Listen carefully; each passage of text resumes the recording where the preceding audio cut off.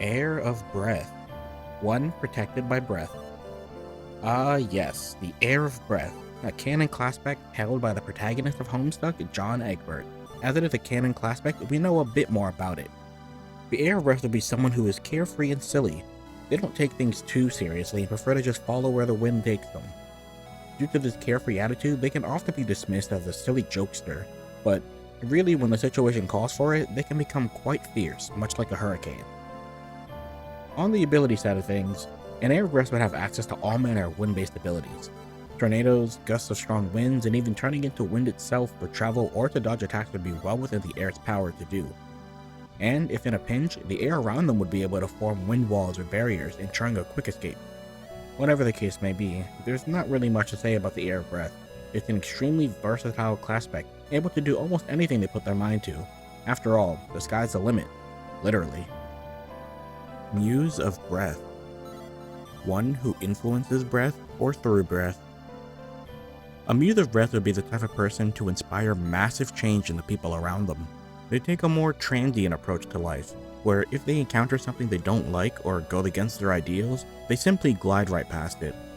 In doing so, the people around them take this to heart and may tend to follow in their lead more, allowing for anyone close to them to revel in their newfound freedom from what's holding them back. On the ability side of things, a Muse of Breath would be a fierce combatant, but really only when actually provoked.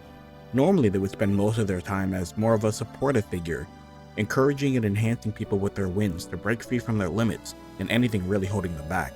But when push comes to shove, the Muse of Breath is no slouch in combat ability, and would conjure winds as strong as they need to in order to achieve their objective, going above and beyond to direct their abilities with masterful precision to win by any means necessary. Whatever the case may be, the Muse of Breath is one of the most fierce and possibly slept on class specs, but it should be known that any breeze can escalate into a hurricane if provoked enough. Seer of Breath. One who sees breath or sees through breath. A Seer of Breath would be the kind of person who's always looking around for new opportunities. They like to keep watch of several different interests they have and are always looking to add more things to obsess over. For a Seer of Breath, being able to have a wide variety of choices and options open to them is something they're striving for at all times. And having all the info to make a choice that's best for them and how they want to live is the ultimate end goal. On the ability side of things, the Seer of Breath would have a very strong position on any team. Their specialty wouldn't be combat focused, but as an excellent scout for any and all means. Traps would be rendered ineffective on them as they would easily be able to divine the best course of action to just escape.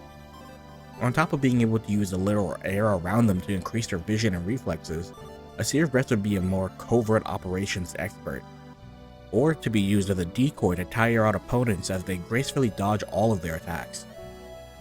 Whatever the case may be, the Seer of Breath has a true way of being a free spirit, and since they're actively seeking it out, they have the best chance to obtain and truly master it. Sylph of Breath. One who fixes breath or fixes through breath. A Sylph of Breath would be a fun-loving individual and wants to share that levity with others. They would take great pride in making others feel comfortable and free in any type of encounter, and as a result, if anyone was to try to get in the way of the freedom of their friends or allies, the Sylph would be prone to locking in and really giving it their all to solve the problem, ensuring that those around them can thrive and live freely. On the ability side of things, all manner of wind-based attacks would be on the table. From cyclones to a light breeze, Sylphs are magically attuned, and as a Sylph of Breath, they would specialize in anything from soothing warm breezes to frigid gale-force winds when needed, doing potentially anything it takes to ensure their party is in safe hands. Whatever the case may be, we can say for sure that a Sylph of Breath, much like the wind, can flow from a gentle breeze to a complete hurricane if provoked. Bard of Breath. One who invites destruction of breath or through breath. A Bard of Breath, like all bards, would have the capacity to be incredibly volatile, and as such, a Bard of Breath would be the type of person who can seem pretty all or nothing in a relationship. They either want to constantly be around others, having a blast, or they need their own freedom and space, and they break away from groups until they're ready to come back. And it's usually not because of anything anybody around them has said to make them upset. It's just in their nature to need larger breaks doing their own thing to recharge. On the ability side of things, a Bard of Breath would be a tricky fighter to go against. They would easily have access to all manner of breath-based attacks, much like John, though depending on their mood in the moment may increase the severity of the winds produced. Massive walls of gale force winds or even whole hurricanes could be possible depending on the mood of the Bard. Whatever the case may be, the Bard of Breath have a lot going on with them, and once they get their whirlwind of a life calmed down, everything will be smooth sailing. Rogue of Breath. One who redistributes breath. A Rogue of Breath would be something of a mastermind, having plans that fall into place to benefit their team in a really nice way. A good plan that comes to fruition for a Rogue of Breath would allow their team ample time and freedom to set up any sort of counterattacks or strategies that they might need for any sort of encounter. Ensnaring enemies with time-wasting plots, ploys, and deceptions would be a solid game plan for anyone trying to win the battle and the war. On the ability side of things, a Rogue of Breath is pretty simple. All manner of wind-based attacks are on the table. The roguish flare would perhaps come through as smaller, more personally disruptive cyclones and winds, delaying enemy advancements or halting them outright. Whatever the case, a Rogue of Breath would be someone who is playful yet calculated, willing to do the hard work just for the love of the game. Page of Breath. One who preserves breath. The Page of Breath are the canon Classpect held by Tavros Nitram, and as such, we know a bit more about it. A Page of Breath would be someone who has lofty goals. They dream big and want a lot for themselves, but may have trouble expressing that or chasing those goals. For the Page, this goal can and will be the motivation they need to undergo the journey that defines the Page class, and as such, having a properly encouraging environment to nurture their need for exploration can do the Page of Breath a world of good. On the ability side of things, a Page of Breath would gain access to all manner of breath-based abilities. Their environment and how much freedom they are given to explore it will naturally influence how potent these abilities are, and if they even are fully unlocked. But one thing's for sure, give them the space they need to spread their wings and they can move mountains, being a natural leader and a freedom fighter on a team, providing various buffs to allies to bolster their spirits. Whatever the case may be, one thing is certain with the Page of Breath. Giving them their space to grow and figure things out is vital. Without it, they don't properly get to thrive and grow. Maid of Breath. One who serves breath. A Maid of Breath would be the kind of person who aims to be free and open at all times. They like to flow like the breeze, wherever life takes them, and when they do have to stop for a while, they tend to leave an impression on the people around. They usually end up being a catalyst for instilling lofty goals and dreams in people, and to motivate others to flow like the breeze, following where it takes them and enjoying the ride when it may need it the most. On the ability side of things, a Maid of Breath would be an amazing defensive Classpect, able to avoid damage and reposition by literally becoming the wind and flowing around combatants. Creating wind barriers and boosting their allies' speed stats would also be a no-brainer, giving a battlefield support sort of a role, able to easily dish out as much as they can take with a bit of creativity. Whatever the case may be, the Maid of Breath is a soothing yet fierce defender, doing everything in their power to serve the breeze they live by. Mage of Breath. One who knows breath and is haunted by it. A Mage of Breath would be somewhat of a hypocrite. They give really good advice and are excellent problem solvers, but tend to be stuck knee-deep in a variety of their own issues. If they were to trust their own gut a bit more, things may turn out better, but that's kind of the hard part. Aside from that, they'd be always free to engage with whatever is asked of them, ensuring that tasks don't get blown away by the wind. On the ability side of things, all manner of wind-based attacks are on the table. As a mage with a deeper understanding of the aspect, there may be a few special tricks, such as acute temperature control over the winds they produce, or they may even have a way to become one with the wind, allowing it to become a second layer of defense, to feel changes in air pressure and dodge attacks a bit better that way. Whatever the case may be, a Mage of Breath is an all-around awesome person, always down for whatever's going on and always offering us some sage-level wisdom, even if they are in the middle of their own crisis. Lord of Breath. One with complete control over breath. A Lord of Breath would be one cool and relaxed person. They'd be able to float through life unimpeded by pretty much anything, much like the breeze itself, and compared to how most people would live, they are the wind itself. They would be free of all things that bind them, pretty much living life on easy mode, and they're able to slip past pretty much any hardships with a positive attitude in tow. On the ability side of things, a Lord of Breath can be taken pretty straightforward, but scaled up a couple notches at the same time. Being able to command winds and storms like, well, the mutant Storm from the X-Men. Hurricanes, thunderstorms, and even crushing enemies with immense atmospheric pressure would be no issue at all for a Lord of Breath. And that's really just the beginning. Temperature control over their winds could lead them to a number of insane possibilities by just adjusting their attack to purely unlivable degrees. Under the right circumstances, a Lord of Breath is really the bane of any planet. Whatever the case may be, the Lord of Breath may spend the majority of their time relaxed and unbothered, but if that status quo is changed or threatened, they're able to rain down fury on anyone or anything. Witch of Breath. One who manipulates breath. A Witch of Breath would be someone who wants to take life into their own hands. They're incredibly free spirits, and hard to hold down to anything they don't enjoy doing. They're independent, self-assured, and as cool as a morning breeze, unbothered and honestly living their best life whenever possible. And because they've somewhat cracked down the code for not holding yourself back, they try to do the same for others in their circles to allow for more people to thrive and prosper. On the ability side of things, a Witch of Breath would have easy access to all manner of breath-based abilities. More so than any class, they would be the most similar to an airbender from Avatar: The Last Airbender, able to truly express their mastery over air and the concepts that come along with it. Astral projection? Yeah, they simply refuse to be bound, and if they don't have to, they simply won't. Perhaps they could even help others experience a similar sort of out-of-body experience as well, making them a great support on any sort of battlefield. Whatever the case may be, the Witch of Breath is a powerful force of independence, and anyone looking for a great way to live life should follow in their footsteps. Thief of Breath. One who steals breath. A Thief of Breath would be someone who is always striving towards independence. Perhaps they were brought up in a very restrictive household or just had a general thirst and craving for adventure and exploration, but they're certainly driven and motivated to escape situations they don't enjoy being in by any means necessary, even if it means putting someone else in a bit of a sticky situation from time to time. And there's usually no ill will when this happens. The thief just knows that at times, in order for them to best help others, they need a bit more space to think. On the ability side of things, a Thief of Breath would be something of a trickster in the way that they could apply their abilities.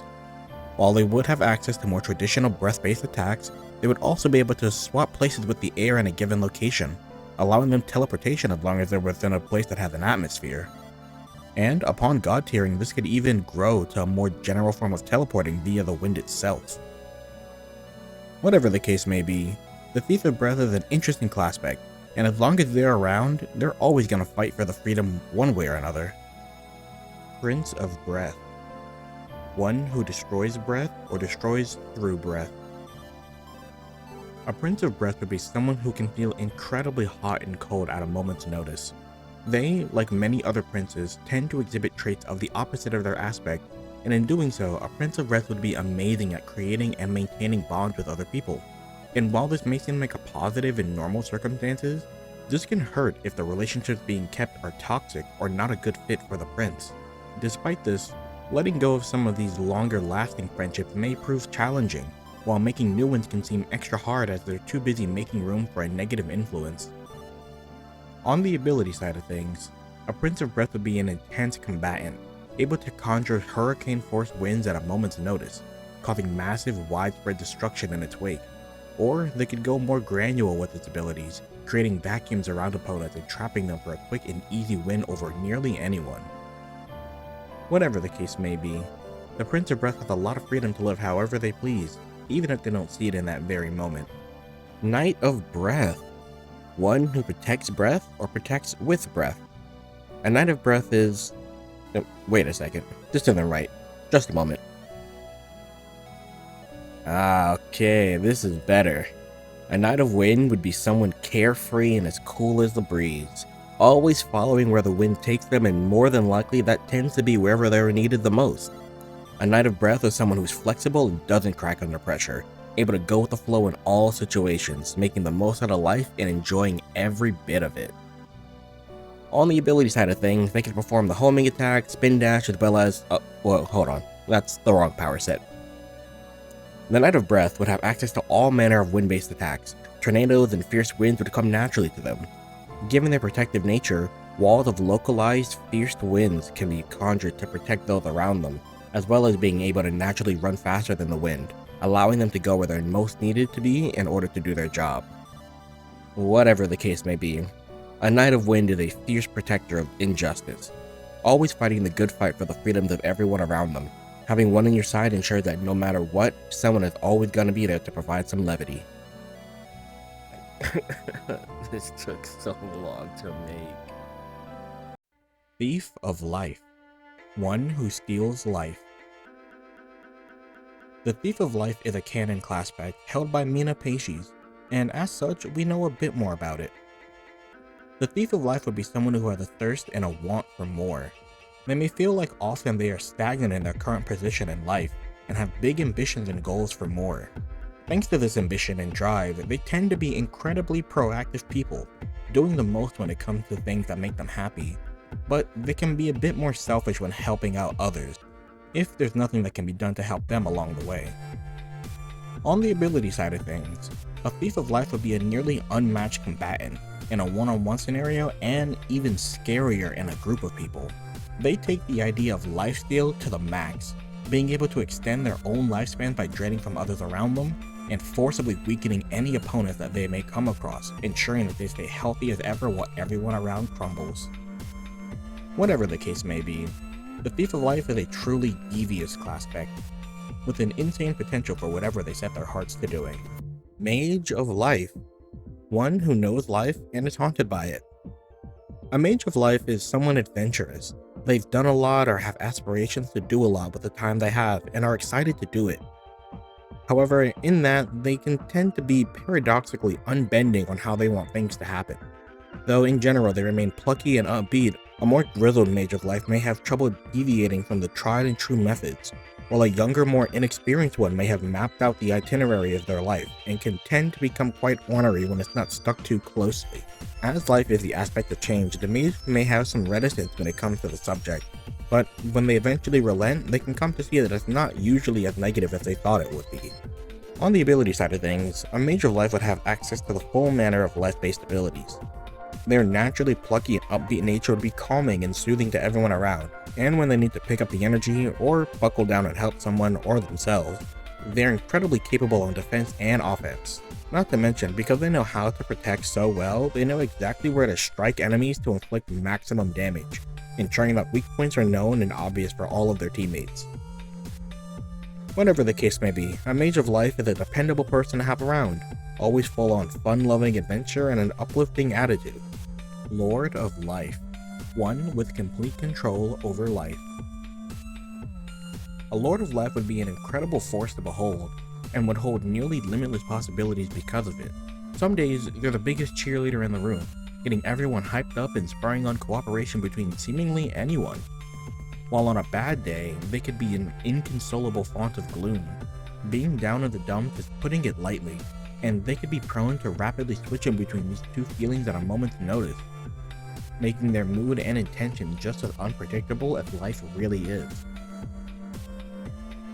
On the ability side of things, a Lord of Life would be the ultimate offense and defense. After all, dominion over life would be the ultimate spectacle to behold. They could create new life, anything from species we've never seen before to reviving extinct animals and healing any injury, or they could flip that on its head by being the ultimate plague and pestilence, taking away life on massive scales, almost as if to reclaim what's rightfully theirs. Whatever the case may be, the Lord of Life is two extremes, and as with everything in life, moderation is key. Witch of Life. One who manipulates life. The Witch of Life is a canon Classpect held by Paces, and as such we know a bit more about it. A Witch of Life would be someone incredibly energetic and driven. They have big ideas and are making plans to make the most of their life. Because of all the energy and ambition they have, they hate feeling stuck, and as such they're always moving to better themselves and the people around them. On the ability side of things, a Witch of Life would have access to all life-based abilities at near maximum efficiency. Healing and revival are trivial matters for a Witch of Life. Being able to not only heal allies but drain the life force from other entities would be well within the reach of a Witch of Life's toolkit. And perhaps a particularly potent Witch of Life could even be able to reanimate dead things entirely, using them as skeletal or zombified familiars to fight for them in battle. Whatever the case may be, the Witch of Life has a lot going on for them under the surface, and they'll have the drive to chase it and make it a reality. Maid of Life, one who serves life. A Maid of Life is a canon Classpect held by Jane Crocker, and as such, we know a bit more about it. A Maid of Life is someone who is incredibly outgoing and motivated at their core. They have nothing but wonder and good vibes to give others, and love when their friends are having a good time right alongside them. They have big ambitions, and won't let things stop them from at least giving whatever they set their minds to a try. Their incredibly uplifting attitude and ever-growing mindset being their biggest strength. On the ability side of things, a Maid of Life would have access to all manner of life-based abilities, with them getting a significant boost when their friends are in need. Able to effortlessly revive and cleanse allies with ease, and as an agent of change, they would also be very adaptable, able to meld into all sorts of plans and strategies, making them pretty invaluable to their team whenever things go wrong. Whatever the case may be, a Maid of Life is a powerful Classpect, and sometimes a plucky attitude and a little bit of gumption is all you really need to excel. Knight of Life, one who protects life or protects through life. A Knight of Life would tend to be somewhat upbeat and caring. It would be your go-to friend when you needed a shoulder to cry on or someone to just help you out. From menial tasks to larger, more in-depth projects, the Knight would be there for you. They would enjoy being part of the day-to-day hustle of life as well, and are more than happy to share that with others. Knights tend to wear a mask to hide their insecurities, and the Knight of Life is no different. Though it would manifest itself in many different forms. One of those might be a veneer of happiness and being upbeat all the time. Even when things are bad and the Knight is drained, they may try to keep this up to their own detriment. On the ability side of things, the Knight of Life would be able to access the standard array of life-based abilities. Healing and revival are a no-brainer, but what's interesting is the way these things manifest. Due to the protective nature of the Knight, this can lead to reinforcing allies directly, making them more resilient without the need of any kind of extra shield or construct, but just juicing up their natural defenses. Or even being able to have some sort of heal sense for when people are about to take damage or for the severity of an attack. This would allow them to refocus their efforts in a fight and really let them focus in on what needs to be healed and who needs it the most. Whatever the case may be, the Knight of Life has a lot going for them. They just need to make sure they can take care of their own mental state as well. Rogue of Life, one who redistributes life. A Rogue of Life would be something of a martyr, willing to risk their life to save others even if there's something powerful that may follow. They would be a beacon of warmth and good vibes to those around them, able to lift moods and change attitudes with ease. In battle, they would be on the front lines, sapping enemies of their strength and restoring allies back into fighting shape. On the ability side of things, the usual suite of life powers would be available. All forms of healing are on the table. Due to the redistributive aspect of rogues, they would likely need a source of life energy to drain and then dish back out when the time was ready, making them essentially a walking healing battery. And if properly managed, any life energy within them as they get hurt may even automatically emanate from them to bandage small wounds. Whatever the case may be, a Rogue of Life would be a fantastic all-around class to have, great at offense and defense alike, making it a real sleeper hit of a pairing. Heir of Life, one protected by life. An Heir of Life is an ever-growing torrent of possibility. There's someone who is thirsty for new experiences, no matter how mundane. To the Heir, a change of scenery is just a nice thing to have, and as such, they tend to be very healthy people in general, not to mention the vibes. The vibes around an Heir of Life would be great all the time. They just radiate an energy that seems to pick everyone up from whatever's ailing them. On the ability side of things, an Heir of Life would have easy access to all manner of life-based abilities. Healing, revival, and all manner of energy-boosting support is on the table. Due to the Heir's nature, they may not even realize they're doing anything at first. Just being around them is enough to re-energize people, and they themselves have a seemingly endless battery of energy when it matters most. Whatever the case may be, the Heir of Life is a massive team player, always around to lend a hand and boost people up around them. Sylph of Life, one who fixes life or fixes through life. A Sylph of Life would be someone whose presence is like a cure-all. They're a delight to be around, mesh into almost any group, and is the morale boost that everyone needs. Even if their own lives are going through turbulence, they try to take things in stride and are constantly growing from all the experiences they rack up. With all this newfound personal growth, they would tend to go out and help others close to them grow similarly, inserting themselves into situations to help others grow whether they know it or not. Everything can really be a teaching moment in that way. On the ability side of things is where a Self of Life can feel like a very solved Classpect. Sales fix things and life heal things. Alright, pack it up and go home, we just figured it out. Alright, but on a real note, a Self of Life wouldn't just heal you. There would be a comprehensive refresh of your entire physicality. Blindness, scars, or even missing organs and limbs would even be easily healed thanks to the Self of Life. And if you go even a step farther, there's nothing stopping them from reanimating things into a state of undeath, or even outright revival if they feel like it. Whatever the case may be, the Self of Life has a lot of layers to them, and they're more than willing to peel back the layers if it means helping those around them. Prince of Life. One who destroys life or destroys through life. A Prince of Life would be the kind of person who can be incredibly bubbly, almost to a fault. They're always moving and doing something. Standing still for too long isn't for them, and life is too short to be stagnant for them. The ever-growing need to make something of their life is of course their biggest asset.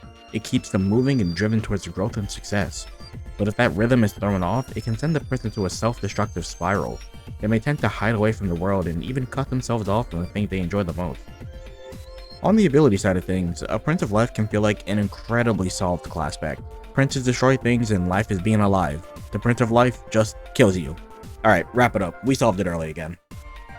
But for real, the Prince of Life is easily one of the most deadly Classpects due to them not really needing to try hard to end a life. But that can mean a lot of things. Germs and bacteria are the first things that come to my mind. And in that case, a Prince of Life would be fantastic at curing sick people, eradicating cold and infections from the body, or even more extreme things like curing cancer would be absolutely no issue for a Prince of Life. Whatever the case may be, the Prince of Life has a lot going on with them. They just need to manage a way to not let that be the end of their sanity. Seer of Life. One who sees life or sees through life. A Seer of Life would be someone who always has good intentions. They constantly hold a glass half full mindset, and as such are working to change things towards the better. They're always down to help their friends with the mundane tasks, even enjoying just running around and doing errands because it means that they can always be helping out in some way. Due to this, the Seer's natural plucky attitude is always welcomed by those around them, and they can tend to be the comfort friend for a lot of people. On the ability side of things, a Seer of Life would have access to all manner of life-based abilities, although they wouldn't be as potent in some cases compared to active classes. But when it came down to identifying and triaging wounds, they would be second to none, able to identify almost any ailment and the exact cause of injury or fatigue to anybody around them. Not to mention, they would have a keen sense for tracking people in the vicinity, being able to lock onto life signs of others to either help or harm. Think of it as a Seer being able to see health bars in a video game. If someone got too low on their health, the Seer would be able to step in and intervene. Whatever the case may be, a Seer of Life is a fun and beneficial Classpect to have. Being the one to have everyone's back is a hard job, but one everyone can always appreciate. Page of Life. One who preserves life. A Page of Life would be an ambivert, someone who's in between an introvert and an extrovert. They love being in social situations, but they may have a low social battery, or perhaps they like being out in nature with others, going on hikes and having picnics, but they may not even do these things when in isolation. They have a drive to do more, but doing it alone can be tough or even scary. The Page's journey is a long and arduous one after all, but put in enough time and nothing will be able to hold them back. On the ability side of things, a Page of Life would be up there for healing potential, and if the Page is fully realized, they may even be able to create a limited cloak of immortality, preventing death outright with automatic revives before any final judgments can be given. The sky is really the limit with this one. Whatever the case may be, the Page of Life's journey may be long and hard, but as long as they stay upbeat along it, good things will come. Muse of Life. One with influence over life or through life. A Muse of Life would be the kind of person who has the most fun sitting on the sidelines. They enjoy watching life fly by and even relish the fact that they even get to be there in the first place. To their friends, a Muse of Life would be a bastion of understanding and warmth, always there to offer a different perspective that completely changes how they feel, and even the steps they take forward. And to strangers, the Muse of Life would be an almost ephemeral figure, able to so seamlessly glide through life and be incredibly profound without even having to try much. On the ability side of things, a Muse of Life would be chock full of potential. The ability to influence how life grows and changes allows for a Muse of Life to affect nearly anything living or dead. breathing armies of undead now revivified, or imbuing life energy into flora and fauna alike to supercharge them and cause mayhem or even spread peace on the Muse's behalf. Much like life itself, the choice is left up to these newly created species, and the Muse would have full autonomy to enforce that. Whatever the case may be, the Muse of Life is a majestic, almost fairy-like masterclass, with truly infinite potential, and even more influence over that than it may seem. Bard of Life. One who invites destruction through life or using life. A Bard of Life would be the kind of person who is really trying to hold it together. Even though things may feel like it's all crashing down around them, a Bard of Life still does their best to be kind to others and make the most out of their life. All the setbacks they go through are just fuel in their fire, empowering them over time to want to make a real change and to make sure that they have what it takes to thrive no matter what, even if the lows are really low. On the ability side of things, the Bard of Life would be a Classpect with an incredibly high skill ceiling. Being able to subtly influence an entire person's biology by simply existing around them causes them to have some very volatile effects attached to them. If honed and boosted through God tier, they would be able to produce an aura around them. This would act as their all-encompassing defense and a relentless offense all at the same time. Get too close and risk severe cell mutation or even decay. Or they could produce an effect similar to spiritual pressure from Bleach, using their raw reserves of their own life energy to restrain and subdue anything around them as long as they have the energy to do so. Whatever the case may be, the Bard of Life, much like other bards, is rooted in chaos, but unlike other bards, the Bard of Life is truly trying to do their best at all points in time. Bard of Rage. One who invites destruction through rage or using rage. The Bard of Rage are the canon Classpect held by Gamzee Makara, and as such, we know a bit more about it. A Bard of Rage, as is with all bards, would be someone with an immense capacity for chaos. They would be unpredictable and chaotic, yet still well-meaning. They're the kind of person to leave their room a complete mess to anyone who doesn't know exactly how their mind works, but to them, it all makes sense. Because of this, it can seem like a Bard of Rage is nothing but a walking maelstrom, but beneath is an intense passion. A passion they just have trouble containing when they really get going. On the ability side of things, a Bard of Rage would be a fairly simple but still complex under the surface kind of Classpect. They would be mostly reactive to the things around them, and in those reactions would be their true strength, bolstering their allies with a piece of their strength or repelling their enemies with their pure overwhelming might, going in for devastating blows depending on what their mood is like in the moment. The more intense the feeling, the stronger the impact. Whatever the case may be, while bards may get a bad rep for some bad actors, not all bards are bad, and they do all have the capacity for good. Heir of Rage. One protected by rage. An heir of rage would be someone who feels their feelings very strongly. They're not afraid to let others know how they feel and may be prone to big exclamations of all kinds of emotions. Because they feel their emotions so intensely, which of course can be a negative and a positive at the same time. When they're fired up about something, everyone will usually find out in one way or another, and when actions need to get taken, they're not afraid to do what's gotta get done. On the ability side of things, an heir of rage would have access to the full range of rage-based abilities. Emotion manipulation in allies and enemies alike, scarecrow-like fear illusions, and power-ups by way of blind rage are all on the table. Due to the protective nature of the heir, they may also get a special sort of adrenaline shot when in danger, enhancing into massive fights when needed and ensuring that everything can be done and attempted before throwing in a towel. Whatever the case may be, the heir of rage knows two things well: get loud and have a good time. Page of Rage. One who preserves rage. A Page of Rage would be someone who gets fired up about things pretty easily. They would be the hype man of the group, always getting people riled up, though they may not start out that way, as the journey of the Page is their most defining feature and getting to where they need to be is their end goal. At the beginning of their journey, a Page of Rage would most likely struggle to really play into their strength or moderate their aspect well, keeping their enthusiasm down compared to where they would usually be, or even keeping their feelings and emotions under wrap more likely than they need to. But with enough time and motivation, they'll learn to properly engage in things the way that they want to. On the ability side of things, a Page of Rage would be a buff specialist. If they're able to get to the power level they need to be, they may become nigh unstoppable, just off of pure grit and determination alone. They would be able to power themselves and allies to unimaginable heights, closely tying their fighting spirit and emotional state to how strong they could be, even going as far as using raw adrenaline and power to ignore a normally fatal blow. Whatever the case may be, the Page of Rage has a wealth of potential to express themselves, and once they get there, nothing can really stop them. Muse of Rage. One with influence over rage or through rage. A Muse of Rage would be a muse in the truest form of the term. Someone who can inspire passion in others to take action or chase something they're really passionate about. That is a driving force of a Muse of Rage, the ability to move people to action with just the smallest push. Their gravity can inspire change on massive scales. From riots and wars to peaceful protests and the source of someone's drive to make more of their lives. The Muse of Rage would encompass humanity's drive for more. On the ability side of things, a Muse of Rage would be nothing short of a massive background player, subtly pulling strings of events and influencing people to action when needed.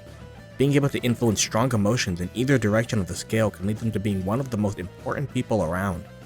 If they deem that either action or inaction is what needs to happen, then there's not much people can do to escape their mood-altering abilities. Whatever the case may be, while a Muse of Rage can be more of a background player, don't get it twisted. When their back is against the wall and an army is needed, an army is what they have, one that's willing to do anything in their passionate devotion. Sylph of Rage.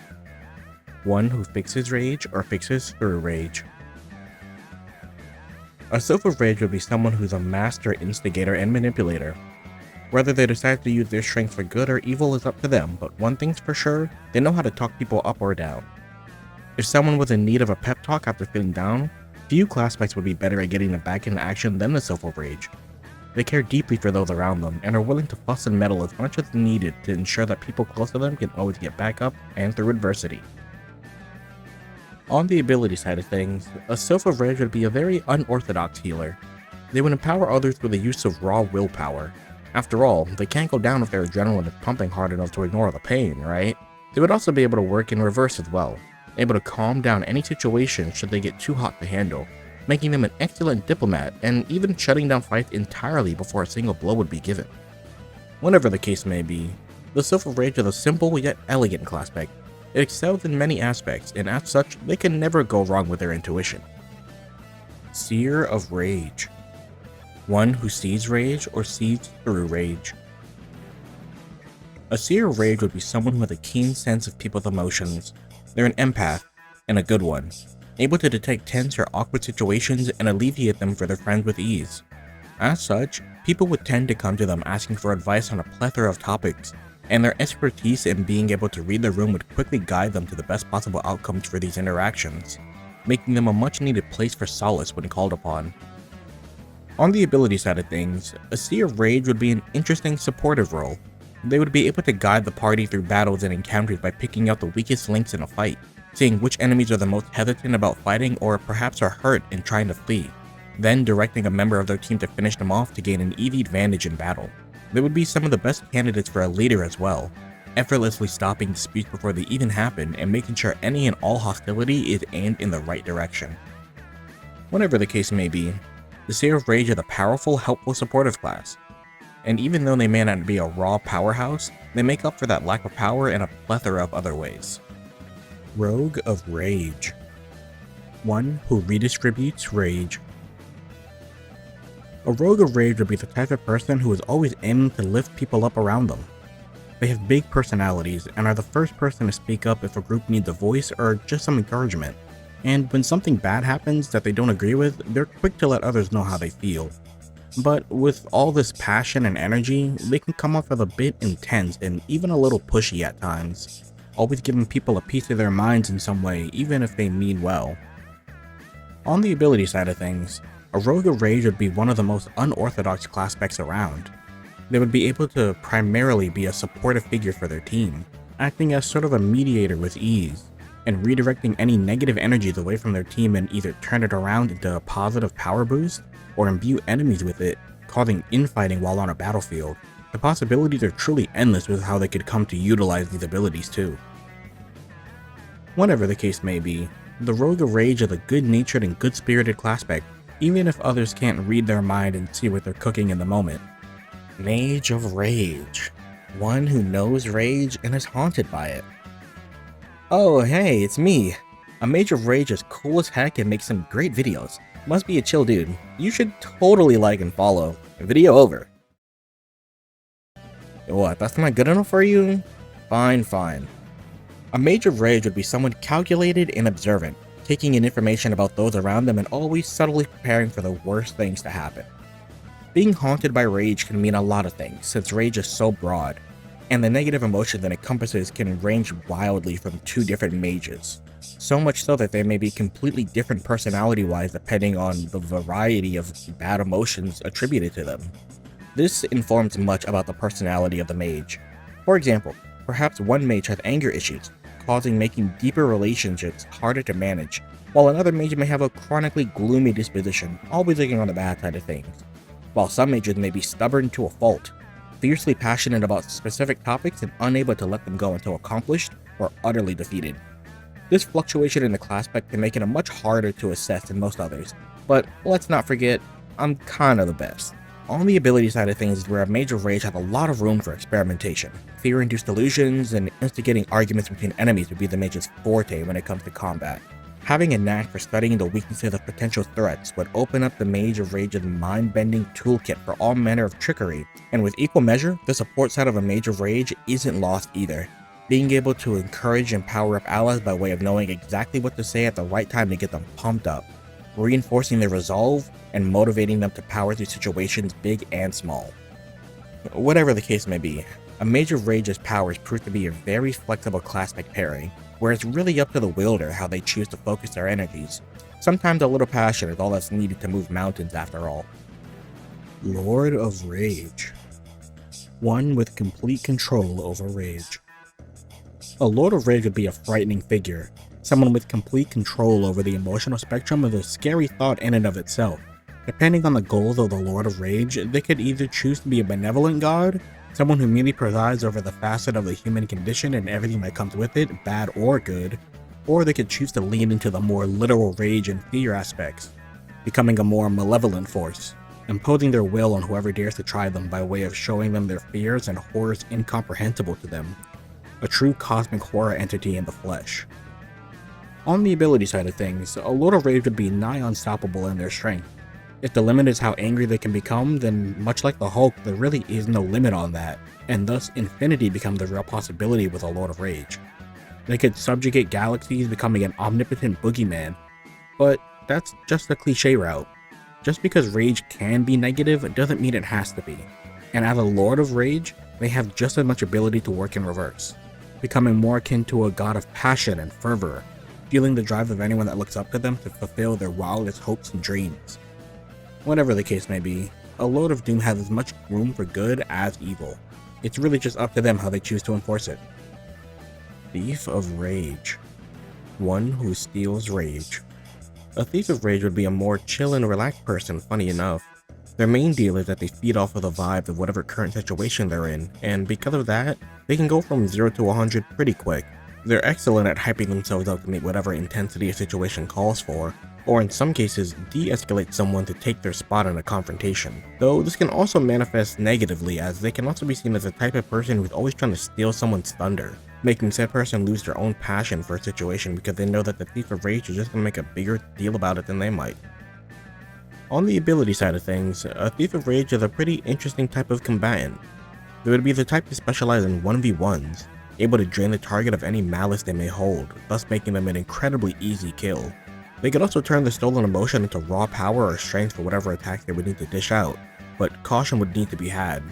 Draining too much anger and negativity can have an adverse effect when needing to calm back down or be around their friends. Whatever the case may be, the Thief of Rage has great potential for being a major source of motivation for a team, but walking the line between good and bad intentions make it harder and harder the more they mess around. Prince of Rage. One who destroys rage or destroys through rage. A Prince of Rage, paradoxically to the name, is pretty chill most of the time. They're calm, cool, and collected, and they try to help those around them feel the same, though that's not to say that it's always a benefit.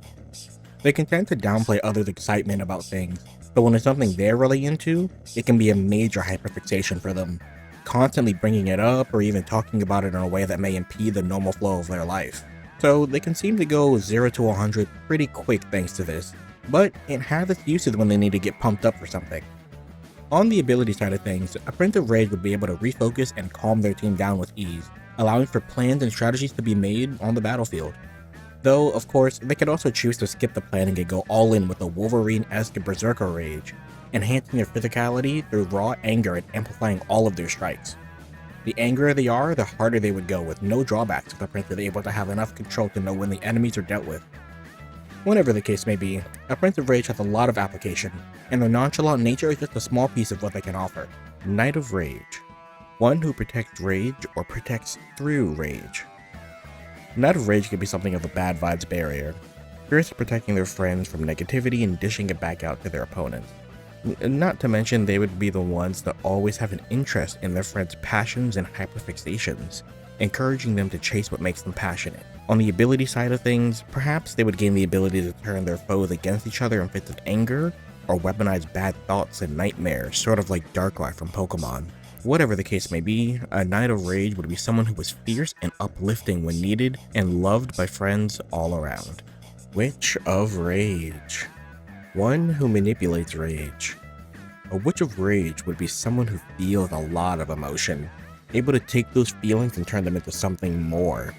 People with a Witch of Rage in their life would have someone able to turn the tide on nearly anyone, properly deflecting odd advancements or turning seemingly negative things into a positive spin so it doesn't get too down on others. A Witch of Rage cares about the emotional state of all of those around them and tries to help out in any way they can. On the ability side of things, friends around the witch would find themselves empowered. I'm talking motivation through the roof and riled up behind whatever the current goal is with no room for distraction. They'd follow the witch in a battle unquestioningly, while enemies may find it hard to concentrate, making sloppy mistakes in the heat of a fight and just not taking careful consideration of things around them. Empowering an ally with a sudden burst of adrenaline to keep them fighting, or to break their own limits would be well within reach for the witch's toolkit as well. Whatever the case may be, a Witch of Rage is equal parts motivational and destructive. If one is on your side, be ready to charge into battle, and if you go against one, just try to keep a calm head if possible. Maid of Rage. One who serves rage. A Maid of Rage, much like Hope, is a bit of an enabler. They can't help but to indulge in what others are doing and cheer them on as the loudest one in the room. They're reliable and someone you can always count on to back you up when you're looking for validation. And if someone they care for is being hurt or mistreated, then all hell breaks loose. The maid would be first in line to step up and confront the issue with no fear at all, able to fly off the handle at the drop of a hat if needed. On the ability side of things, a Maid of Rage would have access to the full suite of rage-based abilities, boosting attack damage using a sort of bloodlusted state or disorienting foes while making them irrational, causing them to attack indiscriminately between friend and foe. They're puppet masters, controlling both sides of confrontation, naturally making as much mayhem as possible. Whatever the case may be, a Maid of Rage is fierce, dependable, and loyal. Whatever the case may be, a Maid of Rage is fierce, dependable, and loyal, even if they may try to keep their cool most of the time. Seer of Light. One who sees light or sees through light. The Seer of Light is a canon Classpect held by Rose Lalonde, and as such, we know a tremendous deal about it and what it's capable of. A Seer of Light is someone with a thirst for knowledge of all kinds. When something has piqued their interest, they want to know more about it, and due to these tendencies, Seers of Light can tend to have an extremely wide swath of knowledge they possess, often doing deep dives into various subjects just for the fun of the game, and they usually end up finding exactly what they're looking for. On the ability side of things, Seers of Light are gifted with a sort of limited precognition, able to peer at various choices and determine what is the most fortuitous outcome of their path forward, acting as an expert navigator within their session. Due to this ability, Seers of Light and Time players can combine their efforts to more smoothly ensure proper events play out smoothly. After all, it was stated in the comic that a Knight of Time and a Seer of Light is a nearly unbeatable combo. Whatever the case may be, it's evident that a Seer of Light is an exceedingly strong Classpect in the right hand. Heir of Light. One protected by light. The Heir of Light is lucky. However, I mean lucky in multiple ways. Perhaps they have a great support system of friends who are always there for them exactly when they need it. Or every so often they tend to have a habit of going out and being in the right place at the right time by pure coincidence. Or in the most obvious case, they grew up with some money and had a good, easy life because of it. No matter which is true, one thing is for certain. The heir is always striving to be the light in someone else's life as well, making others feel seen and understood, and to them, that's really the greatest reward. though that's not to say there can't be some shady intentions with their light. On the ability side of things, an Heir of Light is the party's good luck charm. Keep them in your pocket and enjoy the benefits. The effects would be small pre-god tier, but if they manage to ascend, life gets a lot more convenient. Need a handful of grist for alchemy? Looks like some fell between the couch cushions. An enemy just shot an arrow at them? It flew just a little bit off course. This passive luck manipulation would always work to serve the heir's goals, and in the right setting with proper mastery, can make them entirely untouchable. Whatever the case may be, an Heir of Light is warm and bright, a fun person to have around for all, even if sometimes there can be a little shade. Page of Light. One who preserves light. A Page of Light would be characterized like most pages, by the journey they have to undertake and the potential they possess. As such, a Page of Light would be someone whose journey would be about their own inner light, whether that be feeling a feeling of not feeling smart enough in some situations, or a perceived lack of wealth and awareness. Because of the nature of the page's journey, predicting how best to help them can be almost an impossible task, so it's really up to the Page of Light to exercise their aspect and illuminate the shadows holding them down. On the ability side of things, pages have an immense power potential, and as such, their abilities can be an enormous swath of things. They can behave as the guiding light for their team, allowing for a smooth execution of well-informed plans via really good luck, or they may contribute information, things that they've gained and things that they've learned from along their journey to better understand themselves. Whatever the case may be, it's important for the page to remember that every step of the journey is connected, and that shining a light on that will always be helpful. Bard of Light.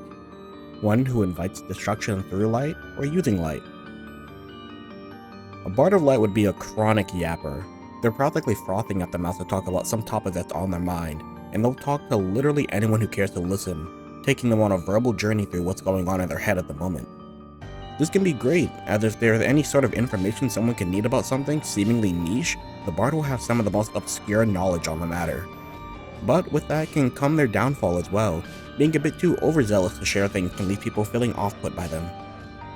On the ability side of things, a Bard of Light would be a very interesting combatant. They would excel in a more espionage manner, able to spread lies and misinformation with ease among the enemy ranks, manifesting as an almost hypnotic suggestion, forcing those around them to implicitly believe the lies that they weave.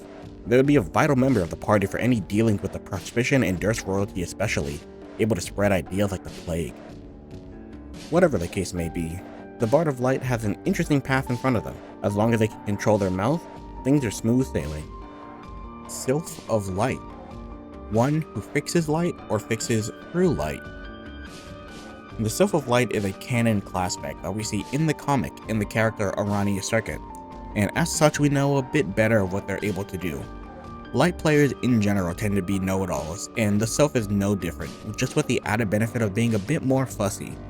A Sylph of Light is someone who either knows a quite large amount of information, or even if they don't, they're able to make pretty fortunate guesses about the nature of things. It's always in their best interest to help anybody and everybody around them, no matter how small the task. It's just in the Sylph's nature to shine a light on things. On the ability side of things, a Sylph of Light would be an information guru, able to fill in the gaps on the party's knowledge on enemy plans and strategies. They would be a pivotal force in the party, the planner, and even potentially the leader, making plans to serve in the short term until much larger solutions can be made. Whatever the case, the Sylph of Light couldn't be more beneficial even if they tried. They provide so much information where none exists, and of course, knowledge is power. Rogue of Light. One who redistributes light. A Rogue of Light would be the kind of person who almost seems destined to be a teacher. They have a wide reservoir of information they can hold, and they love sharing information with other people. They're able to take harder concepts and break them down with ease, and ensure that no one feels dumb with any kind of question they may have. They're a true team player in that way, making sure others get their time in the spotlight as well. On the ability side of things, a Rogue of Light would have a ton of incredibly useful application on a team, able to increase the luck of their team through any situation, and they're able to ensure that as long as things go smoothly, no one really gets hurt. Aside from that, a Rogue of Light would also make an excellent scout, gathering intel and information from any number of enemies to properly map out strategies for their team. A real leader on and off the battlefield. Whatever the case may be, the Rogue of Light is an immaculate team player, and as long as their team can see their light, anything is possible. Muse of light. One with influence over light or through light. A muse of light would be someone with nearly infinite potential impact on a situation. For many, they're a beacon of knowledge, and for others, they're a pillar to strive to, but either way, their impact on others is undeniable. Because of this, they're known among people as the person with all the answers, and as someone who's willing to share any and all revelations and all things that come along with them. On the ability side of things, a muse of light would be in control of an absolutely insane number of potential things. By being able to influence luck directly, they can make any minuscule number of potential things happen no matter how small they may be. To say going against one would be hard is an understatement. You would probably have an easier time escaping a black hole than landing any serious damage on a muse of light, especially if they didn't want you to. Whatever the case may be, the muse of light is a formidable Classpect pairing, and anything and everything touched by their light is truly in good hands. Mage of light. One who knows light and is haunted by it. A mage of light is your typical smarty pants. They have a deep reservoir of knowledge on various subjects, and as such, they tend to take weird and wild opportunities on things that seemingly make no sense, but leave them feeling confident because they know how things work. But in classic mage fashion, that's always a double-edged sword. A mage of light can tend to take on more than they can chew because they hold themselves to such high standards, and failure can be crushing to them. Not to mention, they can tend to hyper-focus too hard on things they know and are interested in, and when it comes to that, other areas tend to slip away from them. And as a result, they tend to have a harder time having success in those fields unless some serious work and time is put into learning and mastering them. On the ability side of things, a mage of light would be a mix of a scholar and on-the-field tactician. Due to the depth of knowledge that they can possess, the mage would be able to do various impressive feats, which would include possibilities such as light-based illusions and projections to confuse enemies, and maybe even creating hard light surfaces as they understand the nature of physical light well enough to manipulate it. Though this specific ability may be out of reach into the higher rungs of the god tiers for most mages. Whatever the case may be, a mage of light is a formidable ally to have. Every good team needs a brainiac, and the mage is just that. Maid of light. One who serves light. A maid of light would be someone who's always looking to improve themselves. They're constantly learning new things about various topics and talking to others about what they know, and they tend to be really good teachers because of this. They'll always have a natural and genuine curiosity for the world around them, and that's really their main strength. And if people have the same curiosity as them, they're not afraid to fill them in on everything they know. On the ability side of things, a maid of light would be able to embody these things in a number of interesting ways, acting as sort of a one-stop shop for information on enemies, game mechanics, and planet information.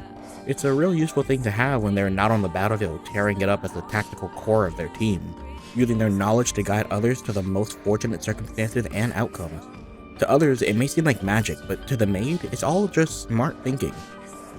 Whatever the case may be, the maid of light is nothing if not a helpful joy to be around, and they'll always make sure your life is at least somewhat illuminated. Lord of Light. One with complete control over light. A Lord of Light would be a big shot. They're the one everyone goes to for nearly any sort of emergency or levity. They know exactly what to say to lighten up a room and have a seemingly endless bag of information from which to pull things from. This contributes to their overall disposition as well, one focused on teaching others and enlightening anyone who can spare the time to learn. But of course, this can eventually get tiresome, and when that happens, it's not entirely unexpected for a Lord of Light to be one of the best gatekeepers around. After all, they know you want to learn from them, so if they cut off the reservoir of knowledge, there's little anyone can do about it. On the ability side of things, a Lord of Light would be an enigma, as fast or even faster than light in all frames of reference, with a luck stat that's nothing short of being the literal embodiment of fortune itself. A Lord of Light would be an incredibly varied Classpect. Nothing's too big and no idea is too crazy for them, especially when they can just crank up their luck stat, so an infinitely small chance for you to randomly combust into flames or die of a heart attack becomes a 100% guarantee. It's a level of probability manipulation and light reality warping that may really only be understood by the other master classes. Whatever the case may be, the Lord of Light can serve as many things, but sometimes they're best as a guiding light for those around them. Prince of Light. One who destroys light or through light. A Prince of Light would be someone who can be a bit of a gatekeeper. They love learning things that pertain to their hobbies or interests, but the second someone tries to encroach on that, they can get a bit defensive. In tandem with this, they can also be very easily the opposite, oversharing to the nth degree and divulging all sorts of seemingly random information to people. This back and forth of open and clothing their dam of info they contain can be a very defining trait for the Prince of Light, and while it may not usually be meant in a targeted way, it can certainly feel like that to outside parties.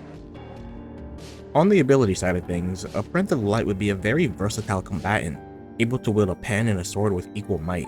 On a battlefield, they would be able to wield light in any number of ways to deal with an enemy, from creating weapons from it to blinding enemies by removing the light they're able to see. A Prince of Light in combat would be a pretty scary opponent.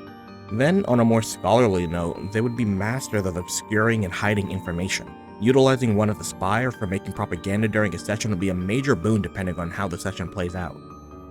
Whatever the case may be, the Prince of Light, for all its glory, can have rough spots too, but as long as they keep an open mind, they'll learn exactly what they need to know. Knight of Light, one who protects light or protects through light. A Knight of Light would be someone who aims to be a beacon of knowledge for others. They have no problem rambling on about any and all topics when probed for an answer, and as such, they're pretty quick to jump in when something wrong is said. It's not out of any malicious intent, but merely just to inform people and ensure that the right information is being shared. On the ability side of things, a Knight of Light would have quite a few different applications. The first that comes to mind is the fact that they can operate as a literal nightlight, able to glow in the dark for anyone that may need it. Aside from the fun with the name, a Knight of Light would be able to use their powers quite offensively, creating flashbangs to blind enemies or even creating shields and weapons made of light. Alternatively, they can also affect the luck of allies around them, making them much harder to hit or even get a lucky blow more often. Whatever the case may be, a Knight of Light have a lot of universal application, and it's all aimed at shining a light on things. Witch of Light, one who manipulates light. A Witch of Light would be someone with a naturally curious disposition and with the type of attitude that's gonna find out what they want to know when they need it. They're not afraid of getting right to the core of issues, picking the most direct path of what it is they need or want to know, and aren't afraid of breaking a few rules along the way. Because of this, they can come off as very blunt and uncaring, but in reality that's not really true. They prefer to just get from point A to point B as quickly as possible. On the ability side of things, a Witch of Light has a ton of potential. From probability manipulation to just using raw light as a weapon, they're pretty stacked. Making constructs out of raw light like bridges or weapons would be little issue for the Witch, and they could replace traditional weapons in almost all ways. Why use facilities when your weapon is all around you at all times? As for their luck manipulation, they would be able to use this for any number of things. Dodging attacks, or bestowing allies with an unfathomable amount of good luck, or even just cursing enemies with luck so bad a meteor may just strike them at any moment. The choice is really up to the Witch at the end of the day. Whatever the case may be, a Witch of Light can really shine a light on things, or their friends, and if they do, they're in good hands. Thief of Light, one who steals light. The Thief of Light is a canon Classpect held by the best troll of Risk a Circuit, and as such, we know a lot more about it. The Thief of Light would be someone with a thirst for more. They're naturally very ambitious and tend to dream big, and because of that, they're willing to do what they need to do to get there. Most of the time, that will include feverishly learning all there is to know about a certain topic or niche, then using that knowledge to gain relevancy and notoriety. They're not all bad, but they're just focused in on their own goals, and sometimes if something isn't part of that goal, they can choose to ignore it for the glitz and glam. On the ability side of things, a Thief of Light would have all the luck, all of it. They would essentially be able to manipulate any outcome in favor of them, allowing them to essentially be unhittable in most combat scenarios. On top of this, they would make for excellent scholars and being able to learn just about anything that they want at a very convenient pace. It's almost like whatever they want just kind of comes to them exactly when it needs to. They live and die by their luck, and if all goes well, it'll never really be an issue. Whatever the case may be, the Thief of Light can be a very divisive Classpect. To anyone outside of the Thief, it can come off as arrogant and selfish, but to the Thief themselves, they're merely just worried about their own success, and that can be a bit blinding. Knight of Blood, one who protects blood or protects through blood. The Knight of Blood is a canon Classpect held by Carcat Vantis, and as a result, we know a lot more about it. A Knight of Blood would tend to be someone who deeply values their friends but may have some trouble getting there with many people. Due to Knights commonly having a sort of mask they hide their insecurities behind, a lack of confidence in their social abilities would be the Knight of Bloods. If they're able to do the work though, then they can become amazing leaders and bastions of respite for their friends. They care deeply and fight hard to protect it. On the ability side of things, a Knight of Blood would excel as a leader. Being able to bring a session together and keep them working like a finely tuned machine would be as natural to them as breathing, and empowering their allies would be their main strength. A strength in numbers approach is what would empower the Knight's abilities the most, able to convert enemies to allies by showing off their prowess and maintaining bonds, or perhaps when push comes to shove, even weaponizing the physical aspect of blood if needed. Whatever the case may be, the Knight of Blood are the versatile and potent support class for any suburb session to have. Trust in their leadership and domination over the game will be well within reach. Prince of Blood, one who destroys blood or destroys through blood. A Prince of Blood would be someone who craves independence. They don't love being tied down by people, and as such, they try to do whatever they can to break free from the things that bind them to their life, to allow them to live comfortably. That doesn't mean they dislike other people, of course, but they can just tend to have closer relationships from a distance and don't need to constantly be checking in with friends and family to feel a bond there. On the ability side of things is when a Prince of Blood can get kinda crazy. Being able to essentially bloodbend targets is a pretty crazy ability already, and that's just the tip of the iceberg. They would also be able to destroy bonds, like all bonds. They could go from toppling an empire one day to escaping from handcuffs the next because they just straight up disassembled them. This escape artistry would allow them to be a really versatile player in most situations, even if they didn't really have a good way of putting everything back together. Whatever the case may be, a Prince of Blood evidently has a ton of potential for growth, even if they prefer to do it alone sometimes. Witch of Blood, one who manipulates blood. A Witch of Blood would be the kind of person with potential to be a master manipulator. Whether it be from the shadows or in public, they have a lot of influence over various types of people and know how to use it well. This doesn't mean that it has to be for purely bad or selfish purposes though. Being able to easily move groups of different people towards a common goal is their true strength, and if used correctly, they're a valuable asset to anyone. On the ability side of things, a Witch of Blood would be a scary combatant to go against. They would be akin to a puppet master, easily able to control and influence anyone around them. Thanks to the more active nature of the witch, they would easily be able to use physical blood as a means of attacking or manipulating enemies as well, similar to bloodbending from Avatar: The Last Airbender. They would also be able to easily bend and sway allegiances of anyone they see fit to bolster their numbers in a fight, or even use blood like voodoo for rituals. This one can get really witchy really fast. Whatever the case may be, the Witch of Blood can be very polarizing in its application, so it's up to the witch to find the line they need to walk between. Mage of Blood, one who knows blood and is haunted by it. A Mage of Blood would be someone who knows everyone. Like, they're so tapped into people around them, you wonder how they even have time to meet all these people. They can fit into almost any group dynamic and configuration with relative ease, but it's a sort of jack of all trades and master of none situation. Sure, they know a lot of people, but the amount of people they have truly close bonds with is pretty small and hard to maintain, or it's kept small on purpose so it's less people they have to perform for. On the ability side of things, a Mage of Blood would be a master manipulator, able to take the physicality of blood and bend it to their will while knowing exactly what to say to sway bonds to their side, pacifying opposition with just a few words. Let them talk for long enough and they may walk out of almost any encounter with a new ally at their side and a plan hatched for mutual gain. Whatever the case may be, the Mage of Blood has a ton of potential to inspire change, the gift of gab being their strongest weapon. Maid of Blood, one who serves blood. A Maid of Blood would be someone who always has other people's best interests at heart. They strive to be this connective tissue of a social situation, always connecting people from various corners of their life together. Because of this, they can operate amazingly as that one friend in charge of everyone else whenever a leader is needed. They have the kind of natural magnetism to make it work well. On the ability side of things, a Maid of Blood would be a natural team player.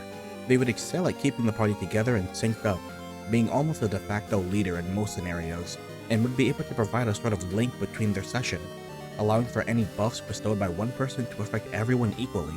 In addition to some light healing abilities, this would make a Maid of Blood one of the most effective group-based class specs to have for any situation. Whatever the case may be, the Maid of Blood is an incredibly strong class spec when it comes to team play, and as long as they're surrounded by people who understand that, then there's nothing that can stop them as a group. Thief of Blood, One who steals blood or steals through blood. A thief of blood would be someone a bit jealous, though they hate admitting it or don't see it that way entirely. Left unchecked, this can tend to monopolize time with others, wanting to be the main person someone or a large group of people are hanging out with, just to feel included. A fear of isolation would be their main fear, and as such, they would do what they can to mitigate that, even if it means being a little bit tight on their grip with others. But when they're content and happy, they're willing to do anything to keep their bond safe, not afraid to cut deep and draw blood from any would-be aggressor. On the ability side of things, a thief of blood has some interesting application. They would work well as an undercover agent, going behind enemy lines and tearing them apart from the inside, and gaining allies along the way. Their influence would range from a natural magnetism of those around them, causing them to join their side, and even some mind control-like abilities, forcing others to have an unquestionably close connection to them. Whatever the case may be, a thief of blood has a lot of possibilities in store for them. If they can fight past their feelings, then a fierce ally is lying just below the surface. Lord of Blood. One with complete control over blood. A Lord of Blood would be someone who's a master at interpersonal relationships. They know how people tick, and if needed, they could create a connection with nearly anyone to achieve their goals. Because of this and the natural magnetism they hold, a Lord of Blood would be more often than not a group leader with a wide and deep network of people in their pocket.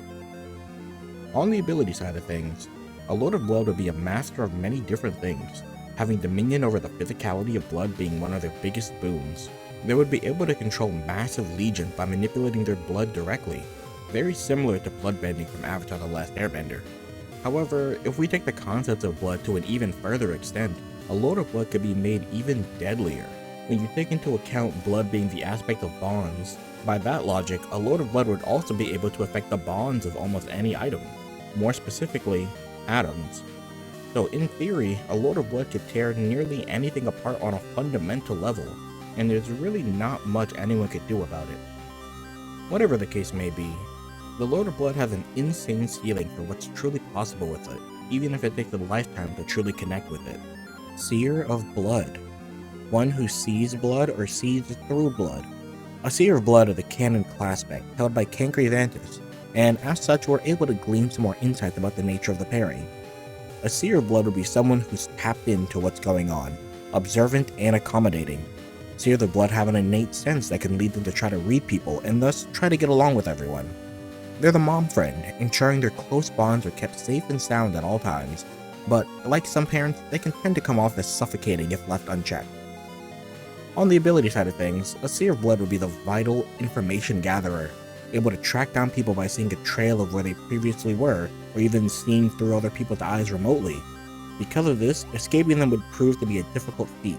Their network of connections may be large and open, allowing for more information to be gained in a kind of strength in numbers kind of way. Whatever the case may be, a Seer of Blood's abilities are easily acknowledged and very handy to have around as a mediator for when things get a little too hot to handle. Muse of Blood. One with influence over blood or through blood. A Muse of Blood would be the type of person who has a lot of influence over people, whether it be a position of power or through a truly magnetic personality. One thing is for sure, they know how people tick and they know exactly how to get people to do what they want. How they use this intrinsic ability to lead people is fully up to the Muse, but when it's used for good, the ripple can be felt by everyone involved.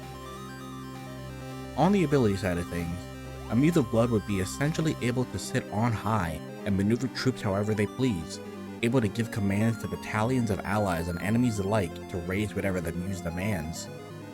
That is, if the Muse had any enemies at all. The real strength of the Muse of Blood would come by them being able to be a true neutral party. Their ability to influence bonds with would-be enemies and opposition would be absolute, causing anyone that sees them as opposition to just view them as an ally whenever they decide.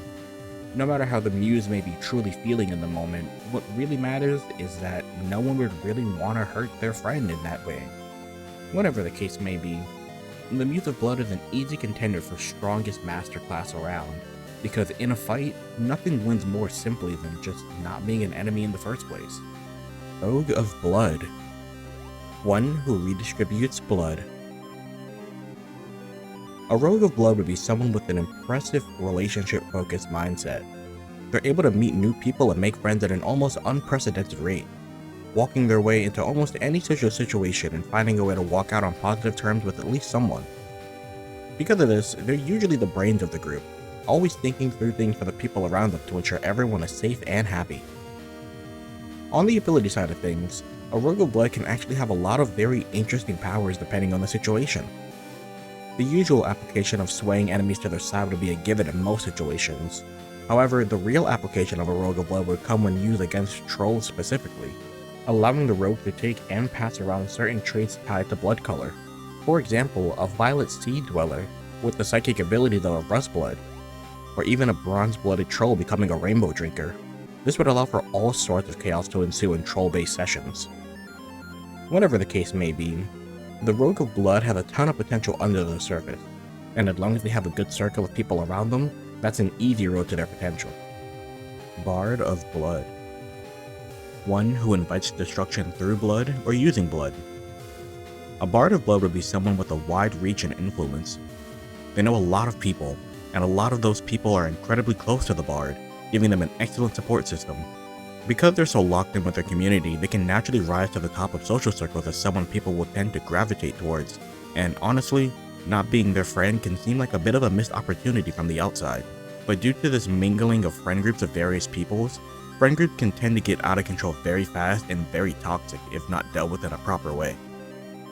On the ability side of things, a Bard of Blood would be an extremely unorthodox combatant, turning enemies into allies by forming bonds with them, and then using those allies to fight for them. Depending on the strength of the bond of their allies, their attack power would increase similarly, giving them an incredible strength and numbers sort of approach to situations. And with enough finesse and time, a Bard of Blood could establish a massive band of allies to charge on any opponent they may need to crush. Whatever the case may be, the Bard of Blood is a social butterfly with the power to move mountains so long as they have people with them when they need it. Heir of Blood. One protected by blood. An Heir of Blood would be undeniably magnetic in some way, able to gain friends quickly and win people over to their side naturally. Family and friends alike would be a big source of inspiration for an Heir of Blood, whether that be making more of them or making sure the ones they have are doing well. This of course lends them to being fantastic leaders, able to ensure everyone works together well and making a safe space for anyone involved. On the ability side of things, an Heir of Blood would be a monster in a team fight. The power of all involved would go stronger the more allies they had on their side, really giving credence to strength in numbers. The more bonds an Heir of Blood has, the stronger they all are together, and embracing that connection would serve as a powerful declaration of camaraderie amongst them. Whatever the case may be, an Heir of Blood is a powerful team player and leader. Get behind them and they will do all they can to ensure the ranks are locked in and ready for any confrontation. Sylph of Blood. One who fixes blood or fixes through blood. A Sylph of Blood would be someone easy to get along with. Talking with them is like talking to an old friend even if you've just met them. And they usually tend not to have much trouble making friends in the first place. Because they're such a comfy person to be around, people tend to tell them a lot of what's going on with them, knowing that the Sylph is usually pretty good at giving advice, or at least they know they won't be judged for what they say. They tend to have solid familial relationships as well, whether it be the family they were born into or a deep adoration of found family. They excel at solving interpersonal relationships, and as such, they really don't tend to have much beef with other people, which really leads them to being a very friendly and open Classpect.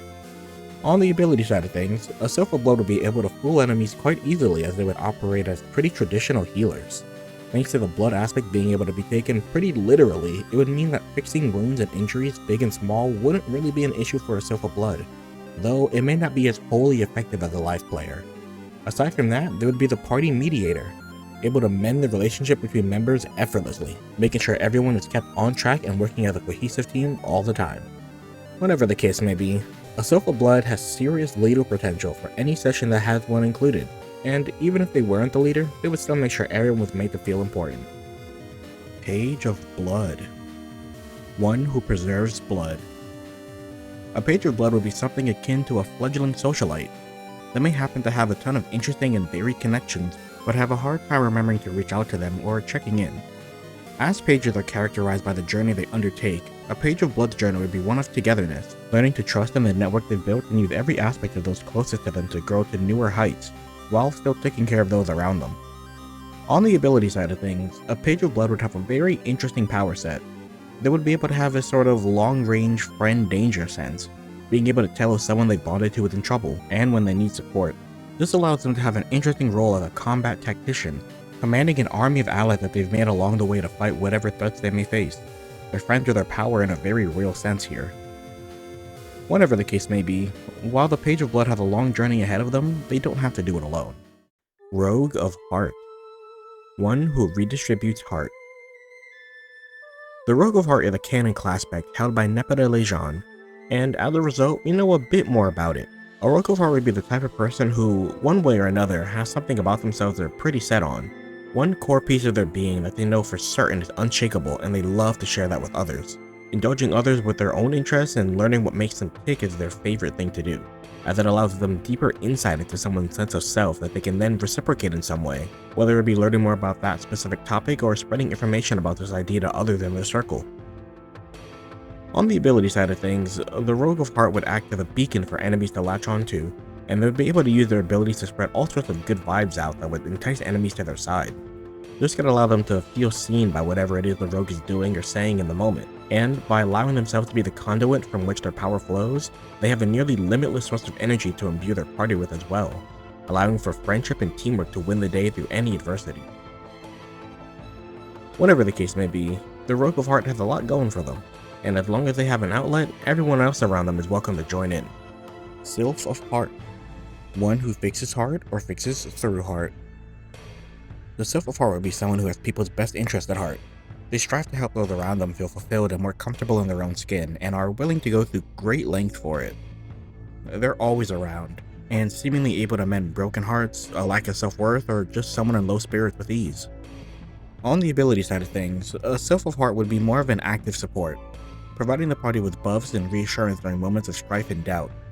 They're the cheerleader of the group, always sticking up for each and every person on the team and making sure that their fighting spirits can always be topped up. In addition to that, their healing prowess would be incredibly strong as well, able to heal almost any injury, physical or emotional, that may happen. Whatever the case may be, the Sylph of Heart is a plucky and upbeat Classpect, and those who know one can rest easy knowing that they've got your best interests at heart. Muse of Heart. One with influence over heart or through heart. A Muse of Heart would be someone with an enormous sway and power over people. Similar to classic interpretations of what a muse is, the Muse of Heart would be an inspiration to those around them to better themselves. A person someone can confide in for reassurance when they're feeling down or need a pickup. In the same vein, they would also be a beacon for those who may be in a bit of romantic troubles as well, always having good advice whenever prompted and acting like a matchmaker when the situation calls for it. On the ability side of things, a Muse of Heart would be absolutely captivating, able to sway the hearts of anything they please to do their bidding without question, and with absolute control over them.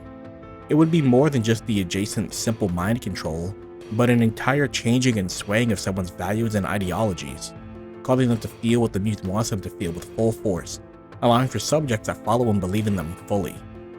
Whatever the case may be, the Muse of Heart can be viewed as an incredibly underrated powerhouse, but make no mistake, when they set their eyes on something or someone they like, they can move mountains to make things happen to get them. Heir of Heart. One protected by heart. As is with all heart-based classes, the Heir of Heart is an interesting and complex pairing. Being protected by soul? What exactly does that mean? Well, a simple example would be Gaara from Naruto. The sand he carries around with him is imbued with the soul of his mother, and thus moves at his command and can move autonomously on its own to protect Gaara from harm. And as such, an Heir of Heart may tend to have others around them who can vouch for them or protect them in various situations. People the Heir cares a lot for, be it romantic or platonic, would be their strength. On the ability side of things, the Heir of Heart would be similar to an Heir of Blood, funny enough. Both their powers would relate to how closely they are connected to the people around them. Though, even though they are closely related in a connection-based nature, their core powers would still be somewhat different, with the Heir of Heart having a more intrinsic connection to souls, allowing for a sort of soul sense like in Danny Phantom, It would let them log on to whoever they were looking for, provided there's a strong emotional attachment, positive or negative. Whatever the case may be, it's safe to say that there's a wealth of possibilities lying within the grasp of an heir of heart, and though they may have protection, only time will tell if they can grasp more on their own. Bard of Heart. One who invites destruction through heart or using heart. Bards are a very volatile class, capable of great harm or immense success, which is usually left up to the bard themselves and their personality. A Bard of Heart may tend to be someone who puts on a guise of remaining calm, cool, and collected, but when cracks in their armor start to show, a more tender belly can be seen. Much like Gamzee, who spent most of the comic in a pacified state, blindly following his juggalo faith only to eventually snap and to give in to his more, natural high blood rage. A Bard of Heart would similarly try to be mastermind, making plans and thinking things through to the extreme, but when push comes to shove, their emotions can run wild, and they can become toxic manipulators, wanting to seize control of whatever they can and whoever they can. If the bard is good at managing their outbursts, then they can turn out to be pretty good as well, using their heightened emotional states to come across more genuine to those that need to hear it, or even to keep it real with themselves when going through hardships. On the ability side of things, a bard has some interesting potential. A passive destruction of souls has its perks, and a bard would make full use of it, such as being able to hurt enemies through armor or protection, since they would be making contact with their soul and not their physical form. They may even possess some sort of aura of discomfort for enemies, or even absorbing an enemy's soul and using that against them in some way. Whatever the case may be, a Bard of Heart has many avenues for how they are able to exist, and it's ultimately up to them for how to best manage and grow. Seer of Heart. One who sees heart or sees through heart. A seer of heart would be someone who's accepting of all. They have a knack for being able to read people incredibly well, and they wouldn't be so quick to judge others that people have already given up on. Because they have the tendency to clock people so quickly with no judgments, people tend to stick around them. Having a rational friend that tells you how it is every now and again is a really good thing to keep close by. On the ability side of things, a seer of heart would be an enemy intelligence specialist. With just one glance, they're able to scan an enemy's soul, giving them information on weaknesses, potential crit spots, and other vital enemy information. As a walking scouter, they would be on the front lines, directing their teammates on who needs to be a priority to be taken down first. They would also be able to see their teammates' vitality, acting as almost sort of like a life player in that sense, being able to know when team spirits are down and when they need to rest and recuperate. Whatever the case may be, the Seer of Heart is a great support and friend for anyone in need. Page of Heart. One who preserves heart. Pages are known for one thing: potential. The journey of a page is the hardest of the base 12 classes, and as such, they are chock full of potential for their abilities, and as such, that same principle is given to those with the class. A Page of Heart would be someone who has a steep journey to self-acceptance, often feeling lost in who they are and what they want out of their life. It may be a long and arduous journey, but with proper resources, the page will be able to chip away at the issue until they find what they're looking for. And although they may have trouble finding themselves, that same trouble doesn't apply to the people they keep their company around. A Page of Heart usually has a very good and keen sense of good friendships. They tend to always have their friends' backs, and no matter what, are down for anything when it comes to them, willing to risk it all when it comes to their friends. On the ability side of things, a Page of Heart would be at their strongest assisting allies, being able to save them from all manner of mental ailments that would negatively affect them. They would also be able to charm enemies to fight alongside them, and even be able to create soul clones of those close to them to fight with in a pinch. Whatever the case may be, a Page of Heart has an interesting journey laid out for them, and if they can get out of their own way, there's good times ahead. Mage of Heart. One who knows heart and is haunted by it. A Mage of Heart is a canon Classpect held by Mulin Legion, and as a result, we know a bit more about it. A Mage of Heart would be someone who is looking for a greater way to feel comfortable in their own skin, and as such, they're able to meld into any group or situation with ease, but the road to get there may be the hardest part. Because of a low sense of self, the Mage of Heart can tend to try and chameleon themselves into being more like others around them, which can lead to some hardships later if not properly managed. But even with all that, they still tend to seem like a sage when it comes to giving out advice to others in various personal situations. If only they took their own advice. On the ability side of things, a Mage of Heart would be something of a guru when it came to fighting, always able to know where to strike to cause maximum damage, and perhaps maybe even be able to summon an extension of their own soul to fight alongside them like a summon from Elden Ring. Whatever the case may be, the Mage of Heart is an interesting class spec, able to have a real impact on others and themselves. Maid of Heart. One who serves Heart. A Maid of Heart would be something of a role model for a lot of people. Someone who is looked up to that inspires others to live their life how they want to and be true to themselves. Due to their unabashed nature and natural charisma, they may also be the type who is easily able to fit into really any group of people easily, managing to effortlessly befriend people when they want to and always living up to the hype. On the ability side of things, a Maid of Heart would be a charmer, luring and captivating enemies of all types to join their ranks. Their ability to be authentic and magnetic would also have positive effects on their teammates, allowing for all manner of positive effects to be bestowed on them. In addition, they may even be able to commune with the spirits of dream bubbles, as an extra leg up with information or just for fun really. Whatever the case may be, the Maid of Heart has a lot of fun potential to play around with, and with potential comes success. Witch of Heart. One who manipulates heart. A Witch of Heart would be incredibly captivating, someone people naturally gravitate to with a strong sense of self. They're different and quirky, and they don't care who knows because they wear their heart on their sleeve. This raw bounty of self-confidence can and will inspire others around them, helping everyone around feel more comfortable knowing that one of their peers is so comfortable that perhaps they should even follow suit. On the ability side of things, a Witch of Heart would be able to bend the core of people's wills to their heart's content. Charming enemies would be a given, as well as being able to quite literally change and mess with an enemy's soul, the consequences of which could range from any manner of things from destruction to a simple heart attack. Not much is truly off the table if they bring their heart and soul into it. Whatever the case may be, a Witch of Heart is an amazing classmate to have around. Having someone around to help you feel more secure about yourself is always something to feel good about. Thief of Heart. One who steals heart. A Thief of Heart would be the type of person who latches onto the people around them heavily. It may be due to a low self-esteem or even just because they love being around their people, but whatever the reason, quality time is something they strive for in all instances. Because of this natural need and want for connection with others, it pushes a thief to strive for more, and to reach the same heights as others around them so they don't have to be on their own as much. On the ability side of things, a Thief of Heart would be an interesting yet devastating class spec.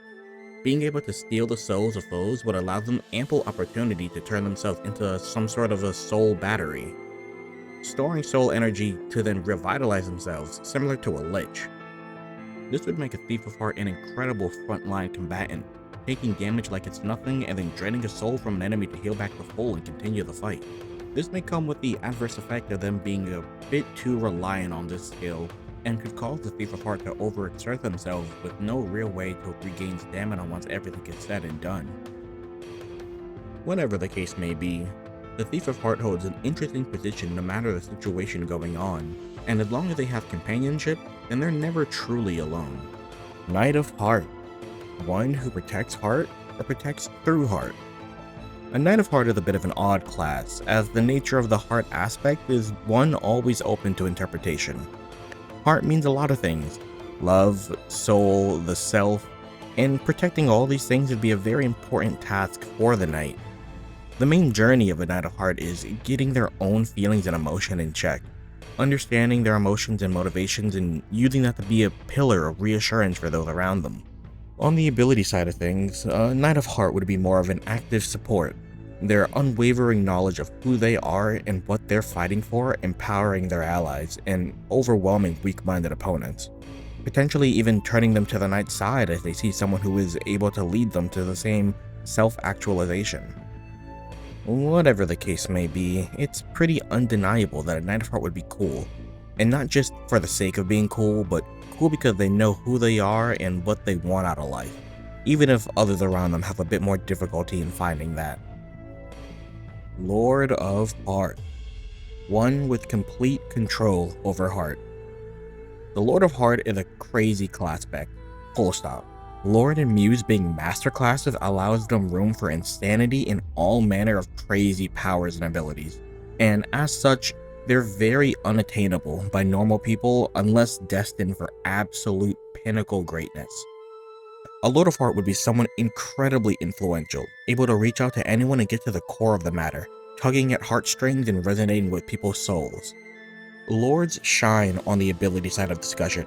Mythological figures such as Hades himself would be a Lord of Heart, able to command souls of all kind, forcing them to do his bidding or just controlling them wherever they exist.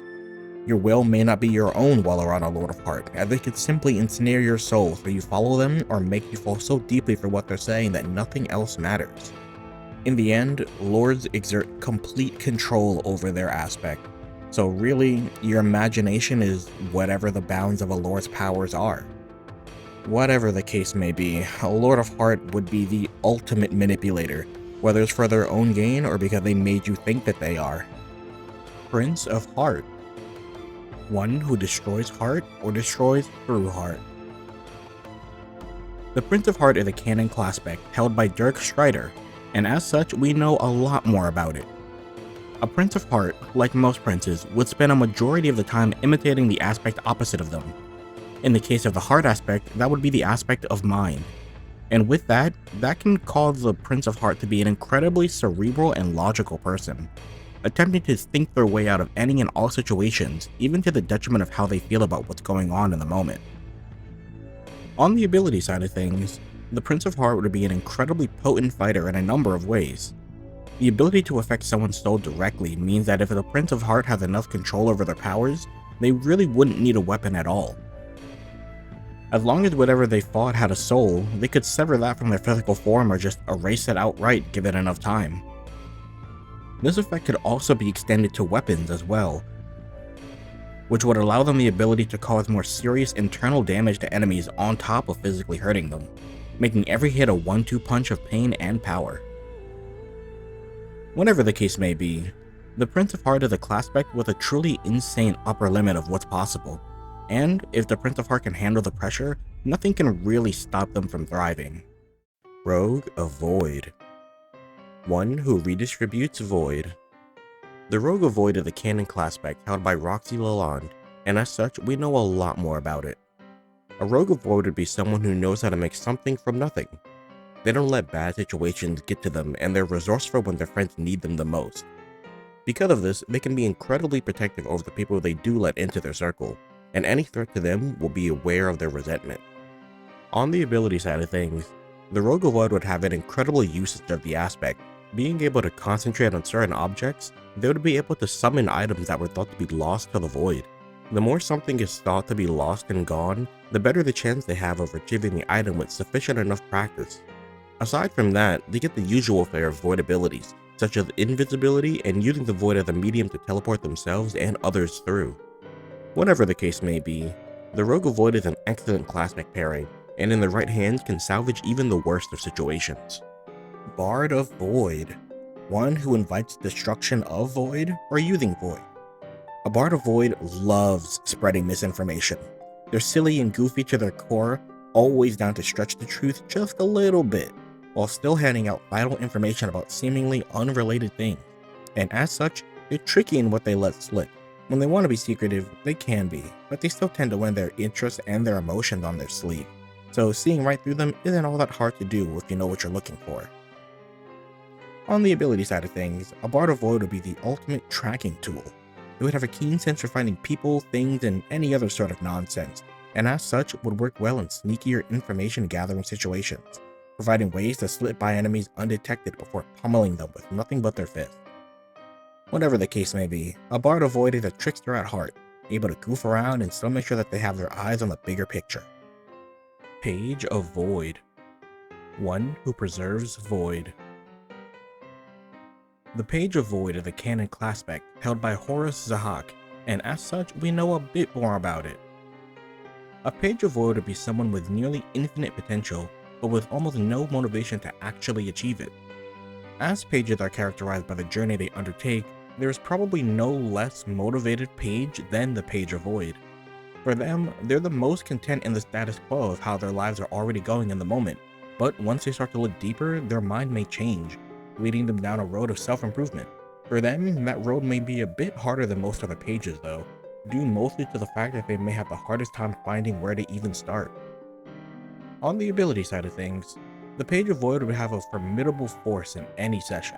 On the surface, it may seem arbitrary, The power to preserve nothing?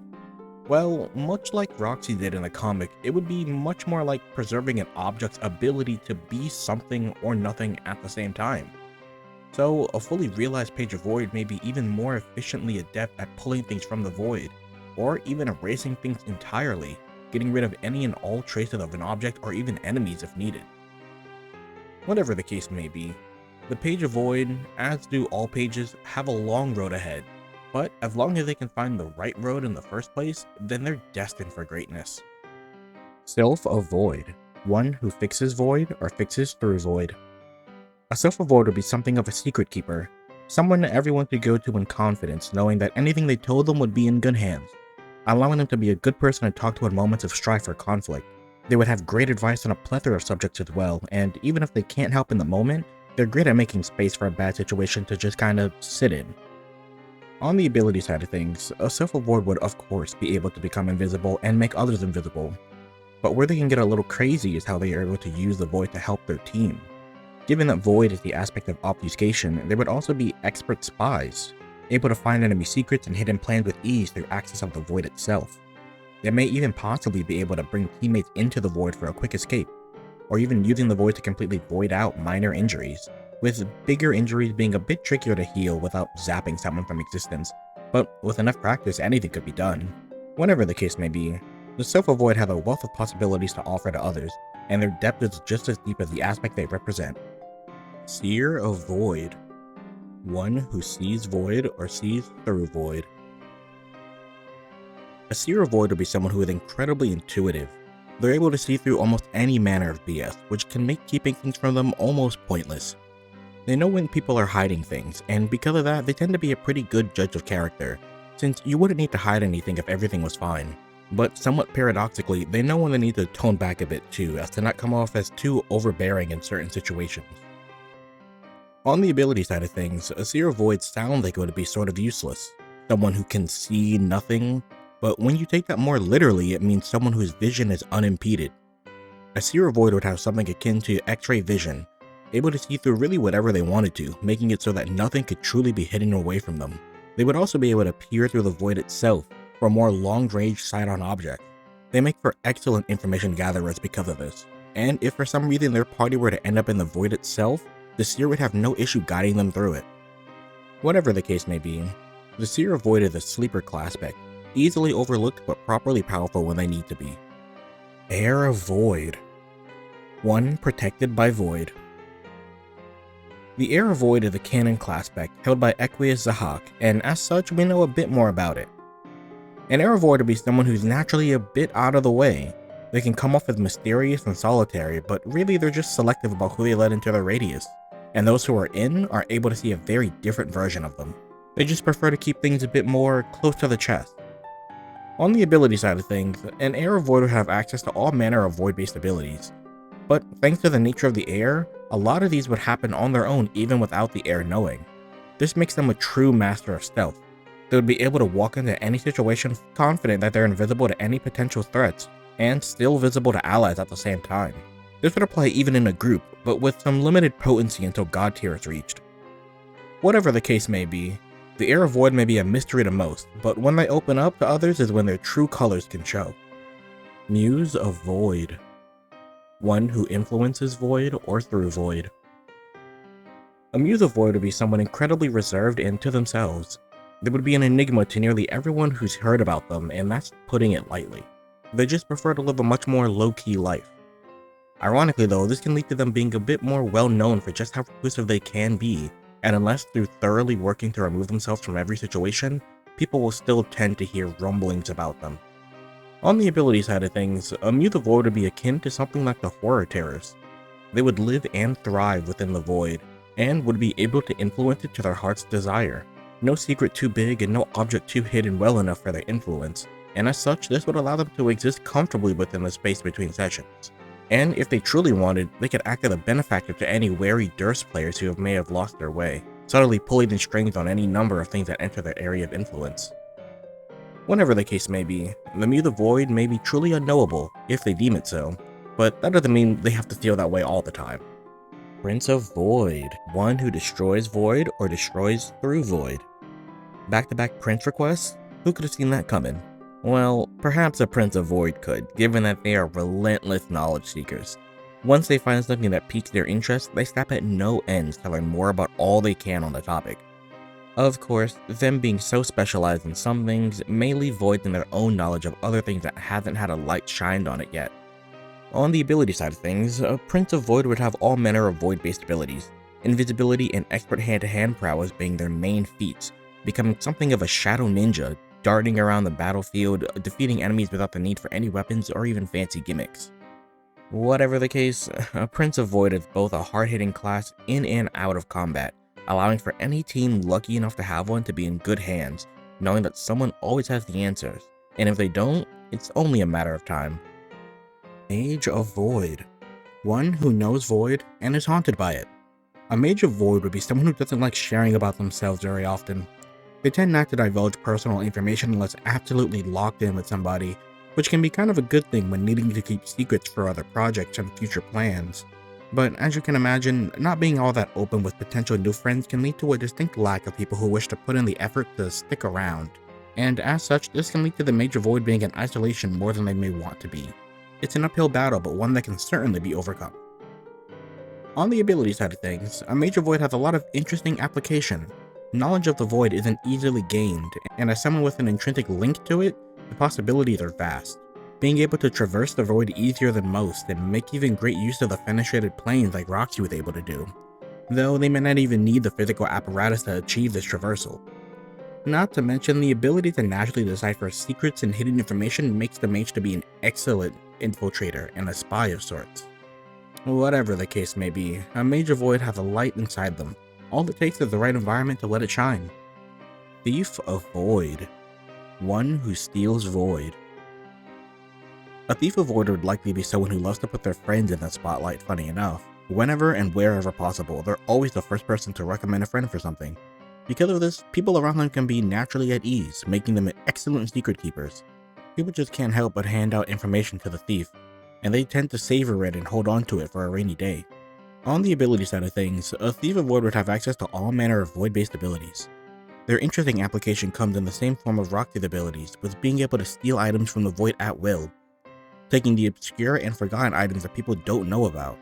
So perhaps the less people know about a thing, the better their grasp over stealing that object would be, effectively letting them be the best way to find lost items or even people. Whatever the case may be, a Thief of Void is a pretty swell person all things considered, even if they do everything in their power to remain hidden. Lord of Void. One with complete control over Void. A Lord of Void would be the ultimate master of the Void. They can move in complete silence and live on a need-to-know basis. Most people will never really encounter a Lord of Void because they're the type to truly enjoy isolation and minimalism to the max, going as far as keeping an incredibly low social presence even when around other people. They would make for excellent protectors of various things, knowledge, secrets, and people alike, being a bastion of reassurance to anyone they let into their lives. On the ability side of things, the Lord of Void would be as the name implies. They would rule over the Void itself, the space between sessions, and anything even Void adjacent. The reach would be monstrous, from things like navigating the Void with little to no issue as the rules of it are defined by them, to increasing or reducing the amount of empty space between atoms, causing all matter to be one bad day away from collapsing into a black hole, or even something completely different altogether. Whatever the case may be, the Lord of Void is a powerful if yet isolated Classpect, but when they come out of hiding, you can bet on everything something is changing in their wake. Knight of Void. One who protects Void or protects through Void. A Knight of Void would be someone who can be super nonchalant. They're cool, composed, and a little mysterious to the people outside of their immediate view. When they're not around, they seem to have just disappeared, and getting a hold of them can prove to be an issue, but when you need them the most, they're likely where you need them to be. Because of this, they can tend to gain a small and close-knit community of people who they're able to regularly touch base with and keep their secrets in tow. On the ability side of things, aside from the usual suite of Void-based abilities like invisibility, they would be able to weaponize the Void itself. This can let them transport projectiles and attack straight into the Void, or even deflect them right back at their attacker using multiple Void-based portals.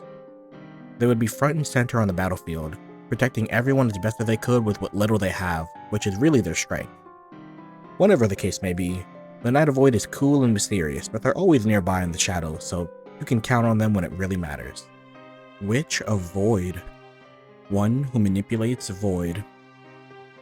A Witch of Void would be the type of person who's tapped into everything going on. They know what's happening in the smallest, most unknown corners of the spaces they tend to frequent, and as such, people tend to come to them for the hidden gems. Because of their ability to be so in tune with the minutiae of the world, they can appear incredibly busy and yet still somehow super mysterious. Probably due to the fact that they like to move around a lot to keep themselves occupied. After all, the things that they don't know about are the things that they tend to chase the most, so you can bet that they'll always be out there trying to be with them. On the ability side of things, a Witch of Void would be an incredible ally to have. Their ability to conjure things that lie on the edge of obscurity being one of their biggest strengths. Another would lie in being able to access and use the void for their own benefits, creating doorways for travel, cloaks for sneaking, or attacks in a pinch. They would be able to master it, using it as the catalyst for their awesome and terrible powers. Whatever the case may be, the Witch of Void can be an incredibly potent ally to have, and likely one you didn't know you needed until they were in your life. Maid of Void. One who serves Void. A Maid of Void would be someone who likes to fly under the radar. They don't have many obligations to other people, and because of that, they're able to focus their energies on things that actually matter to them. They may seem like quiet loners, but they're simply off in their own world, and for the people that they do let in their circles, they're pretty much the leader of the pack, working to make any unknowns less scary for the group. On the ability side of things, a Maid of Void would be an incredibly tricky combatant to go against, able to utilize the Void in various ways for their team and personal gain. On the lower end of things, this may materialize as a simple invisibility, but with proper time and mastery, this could grow into a fully utilizing the Void itself as a means of transport and survival, such as ducking in and out of Void portals to evade attacks or even close distance in a fight. Whatever the case may be, a Maid of Void has an interesting path laid out for them, and as long as they keep an eye out for what it is, then only good things can come from it. Page of Hope. One who preserves hope. A Page of Hope is a canon Classpect held by Jake English, and as such we know quite a bit about it. A Page of Hope, much like many other pages, has a long journey till they arrive at their precipice, and as such, a Page of Hope's journey can seem like a string of unfortunate circumstances. They would be in charge of their own fate, and as such would need to learn to dream big. They may have lofty goals that they're always shutting down in their mind, or may have an outside force telling them what they want may not be attainable, but that really shouldn't be the end of their journey. A Page of Hope's journey is done when they achieve what they were hoping for all along. On the ability side of things, a Page of Hope in terms of raw power can nearly rival one of the master classes. Fighting to preserve a concept as broad and as powerful as Hope can lead to some things that, quite frankly, don't make a single bit of sense. But who cares about rationality or causality when there are lives and real stakes involved? A Page's power would grow with desperation. The desire to save or preserve things supercharging them to unthinkable heights, even if just for a moment.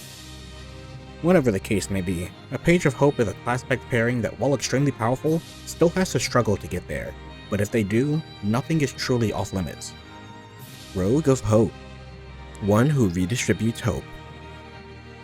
A Rogue of Hope would be someone who can make the best out of any situation. They know what to say in seemingly all instances and can help invigorate people. And as such, people will tend to gravitate towards them easily. Since they're always a friend in charge of things, people would have full faith in them to get through tough spots, and they take that trust very seriously. They're willing to go to the moon and back for their people, and nothing will truly stop them if determined. On the ability side of things, a Rogue of Hope would be something of a miracle worker. The second someone said they wanted or needed something, the rogue could draw from that person's wants and needs to manifest that item. They would also be able to do something similar in battle as well, allowing them to demotivate enemies and give that determination to their allies, allowing for easy wins and power boosts all around. They would sit in the backline, sneakily affecting the battle in ways the enemies could no longer have the energy to even think about. Whatever the case may be, anyone with a Rogue of Hope in their party should be happy to know that they always have something looking out for them. Muse of Hope. One with influence over hope, or influence through hope. The Muse, like Lord, is one of the master classes, which means they're pretty damn crazy. A Muse of Hope would be someone whose inspiration knows no bounds. They provide meaning in other ways that may never be understood to people, and can even persuade the most staunch non-believers to give something a try. They would be leaders, and good ones at that, able to manifest what their people want and provide the hope they're actually looking for. On the ability side of things, a Muse of Hope would be a non-combatant, and instead would be more like a patron in D&D. The more you worship and show devotion and believe in them, the stronger you would become and the greater their power grows in turn. It's a self-fulfilling loop and one that's not easily broken due to the nature of hope. Whatever the case may be, the Muse of Hope would be one mythologic person, truly an incredible force all around. Just hope they're not opposing you with their legions. Heir of Hope. One protected by hope. An Heir of Hope is someone with a can-do attitude. They're filled with optimism and outgoing with everyone, having a sort of natural charisma to them. Due to the nature of hope, they can tend to be oblivious to life's problems, but really they're just filled with optimism about things. Unafraid to give something a try, and even failure doesn't really deter them much, as they're great at picking things up and trying something else out. They're great friends for the same reason. They'll always believe in you, even if you don't believe in yourself. On the ability side of things, an Heir of Hope would be spoiled for all manner of benefits. You would think they're a light player the way their attitude just materializes favorable outcomes to happen. But because they believe in things so intrinsically, sometimes that's enough to make things not so fake and unattainable. They would be nigh unstoppable in combat, leading the charge from the front with full conviction, protecting their whole party from just about whatever may come their way. Their mindset is their power, and the skies are the limit. Whatever the case may be, the Heir of Hope is both the cheerleader and the team captain, able to hold things together and raise spirits effortlessly. Bard of Hope. One who invites destruction of hope or through hope. The Bard of Hope is a canon Classpect powered by Karna's Emperor, and as such we know a little bit more about them. As is usually the case with bards, they tend to be a very volatile class, and this volatility would extend to much of what the bard would do.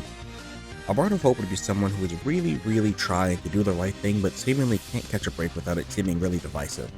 They aren't trying to go out of their way to hurt people's feelings or rain on people's parades, but it seems to happen with the bard quite a lot, and as such they can tend to kind of recede into themselves and be very reclusive, putting aside their hopes and dreams for a perceived better life for others.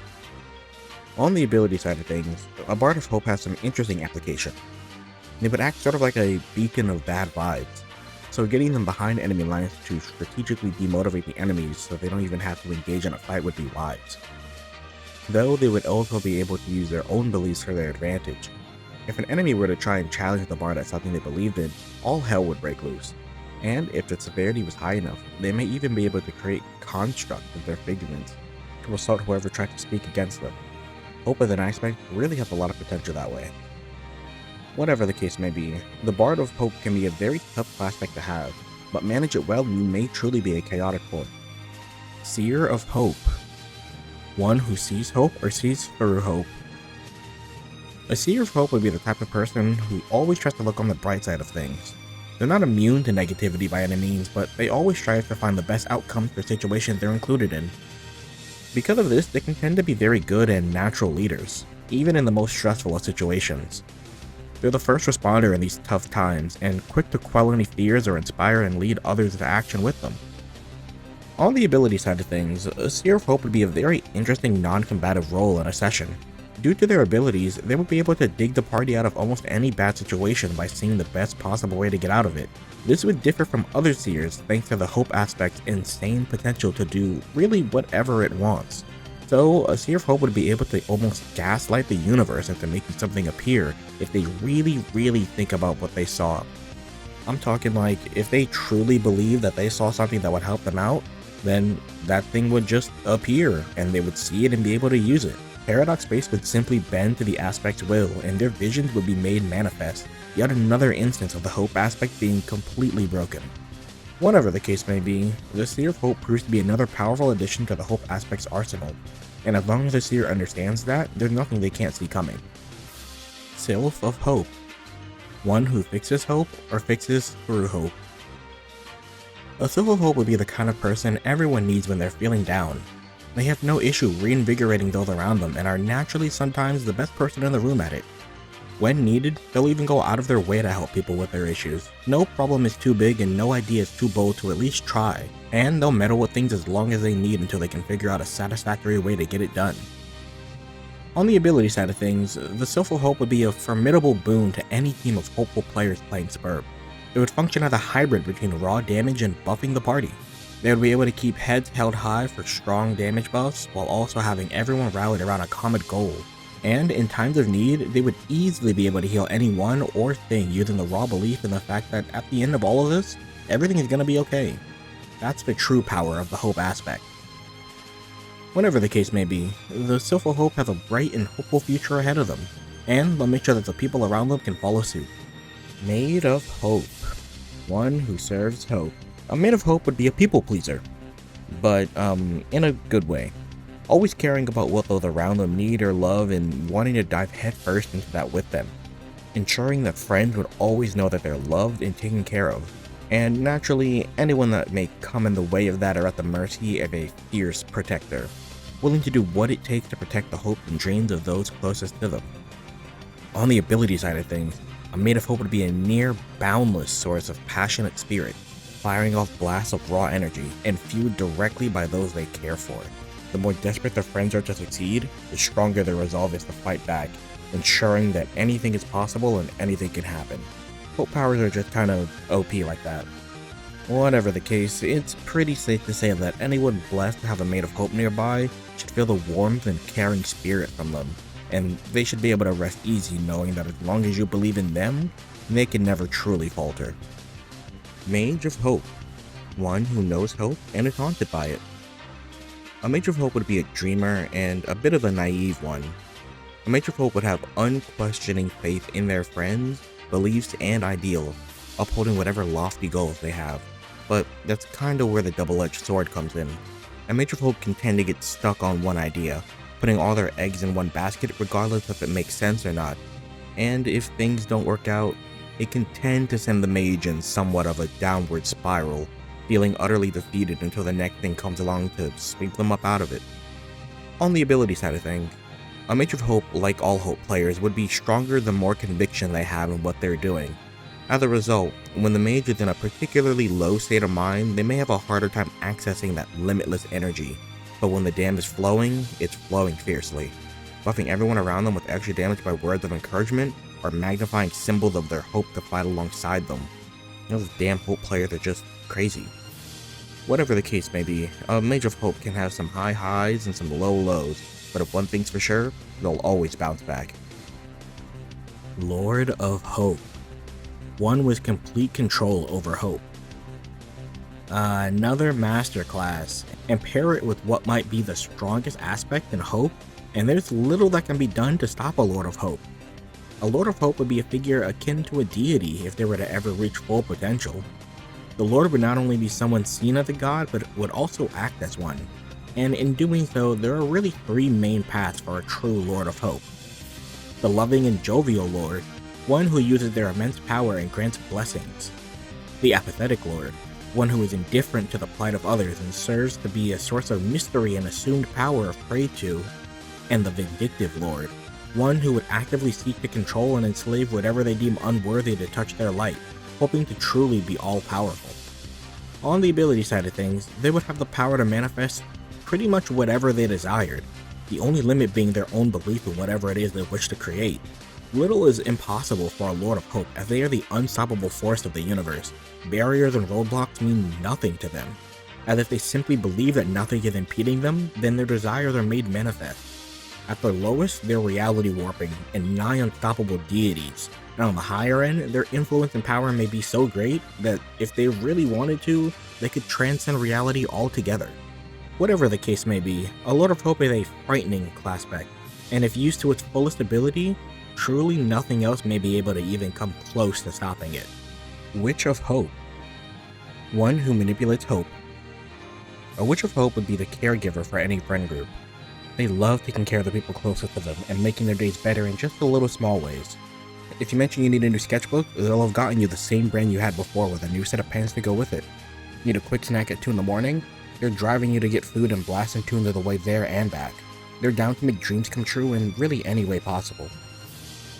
On the ability side of things, a Witch of Hope would be an incredibly powerful team player, acting as sort of a genie able to manipulate and bring to life people's wishes. The strength of each creation would rely solely on how much whoever has it believes in it, so in times of desperation, a Witch of Hope could move mountains to make outcomes more feasible. Whatever the case may be, the Witch of Hope has a nearly infinite reservoir to pull from, and as long as they're with you, you may as well be unstoppable as well. Prince of Hope. One who destroys hope or destroys through hope. The Prince of Hope is a canon Classpect held by Aridin Empora, and as such, we know a little bit more about it. A Prince of Hope is someone who tends to be pretty down on themselves. Like most princes, they can tend to revel in the opposite of their aspect unbeknownst to them, and as such can cause a lot of inner strife. For a Prince of Hope, that can mean a lot of things. Being generally down on themselves and trying to overcompensate for that is one way. Seeking validation from others to fuel their own beliefs can be another avenue. It's a tough road for a Prince of Hope, but with enough growth, they can become truly amazing and charismatic people, a dreamer and idealist who uses their ideals to challenge the world to come out on top. On the ability side of things, a Prince of Hope can have a lot of interesting applications. Being able to destroy hope allows them the unique ability to just erase things enemies may be using against their party.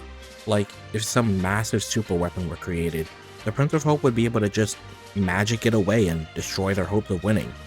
They would also be able to easily hand out power buffs to allies, reinforcing their weapons with extra damage based on their hopes. The more they believe, the stronger the enchantment gets. They're truly able to play any role needed with enough dedication. And like all Hope players, they're really able to carry any situation like that. Whatever the case may be, the Prince of Hope's fate is in their hands. They either rise to become a hero or die the villain. Knight of Hope. One who protects hope or protects through hope. A Knight of Hope is your classic paladin type. Chivalrous and someone who sticks to their own personal moral code of beliefs whenever possible. They stick up for their friends, validate their ideas when it's called into question, and they're always hoping for a better tomorrow. Though, as is the case for many knights, they may be using their stalwart optimism as a mask for some of their deeper issues lurking beneath the surface. On the ability side of things, a Knight of Hope would be handing out buffs left and right, and shielding their friends with a shield powered by their own reserve of faith and belief. While on the other hand, they could be attacking enemies with symbols that they believe in, or just raw energy attacks fueled by their faith. The sky's really the limit with a Knight of Hope. Whatever the case may be, a Knight of Hope is dependable, and someone you can always count on even if they are silently fighting their own demons. Thief of Hope. One who steals hope. A Thief of Hope would be the jealous type. They see what others have and they want to get a piece of it, though it's not always a negative thing. Sometimes, a little competition is all the Thief of Hope needs to make leaps and bounds in their own success, and a little jealousy can go a long way in fueling their own passions. But on the more negative side, this can leave a longing of wanting what others have, feeling people's simple joys and pleasures for no reason other than they don't have it, so clearly no one else can. A real Grinch if you ask me. On the ability side of things, a Thief of Hope's usage would be very dependent on the enemies they go against. Against normal imps and non-combatants, the nature of their power would heavily fluctuate as they would need a more concrete desire to latch onto. But against the more driven and dedicated foes, a Thief of Hope would be able to turn the tables on nearly everyone, stealing their hopes and ambitions, causing them to become a sad husk with no will to continue, or even enhancing their own battle prowess to unimaginable heights, powered by the beliefs that they took from everyone on the battlefield to deal one decisive blow for the fate of their friends. Whatever the case may be, a Thief of Hope has a lot of self-reflection to do to ensure they aren't hurting others when they can enjoy life without negativity. And if they do, maybe their hearts and hopes will grow in sync. Mage of Doom. One who knows Doom and is haunted by it. A Mage of Doom is a canon Classpect held by Solid's captor, and as such we know a bit more about it. A Mage of Doom would be the type of person who likes to make the most of their lives whenever possible. They know that life is short and spending time worrying on how your fate is gonna go is a waste, so they intend to do what they want to do now. This attitude, however, can be their downfall, as it can lead to them being very impatient and cold to what's going on around them, since in their minds, sometimes it feels like everything is already over. On the ability side of things, a Mage of Doom would have one of the most unorthodox power sets yet. They could essentially act as a living Ouija board, hearing and interpreting information from Doom timelines. Perhaps in more extreme cases, they could even allow ghosts from dream bubbles to inhabit their body to allow for some sort of ghostly power boost. Either way, receiving help from spirits would prove helpful in more personal scenarios where discretion is needed, but on a battlefield, going after the weakest link would be their specialty. Whatever the case may be, the Mage of Doom has an interesting life ahead of them, and once they realize that, then they're truly leveling up. Prince of Doom, one who destroys Doom or destroys through Doom. A Prince of Doom would be a glass half full type of person, always trying to look on the bright side of bad situations and not letting that keep them down. Princes, as a destroyer class, naturally work in whatever the opposite of their aspect is, since they're trying to destroy it in some way. And as such, a Prince of Doom would be nothing short of a great leader, keeping everyone's hopes up in the most trying of times or bleak situations. They're not oblivious to bad news, they just choose not to let it eat them alive and find solutions instead. On the ability side of things, a Prince of Doom would be somewhat of a healer, funny enough, able to seemingly stop fatal injuries or slow and painful afflictions like poisons and bleedings with ease. The closer someone is to the brink of death would amplify the Prince's powers greatly, defying that fate and ensuring life could continue. Not to mention they'd be impossible to predict, always forging their own destiny and creating their own fates. Whatever the case, a Prince of Doom would be undeniably a strong contender for a game-winning carry, though it's pretty safe to say having one around allows for some truly amazing comebacks. Maid of Doom, one who serves Doom. A Maid of Doom is someone like a mortician. They intake information and process it along to get where it has to go. Good or bad, a Maid of Doom is just doing their job. Doom as an aspect is very esoteric. It revolves around fate, order, and decay, so the maid's job in serving that is just going with the flow of how things should be. Bad things will happen to and around the maid, and they just tend to have the calm headspace to know that everything usually happens for a reason and the storm will be weathered eventually. On the ability side of things, a Maid of Doom would have access to an interesting suite of abilities. Powers similar to Shigaraki from My Hero Academia would be a real possibility, causing their surroundings to decay and fall to dust as all things will eventually become.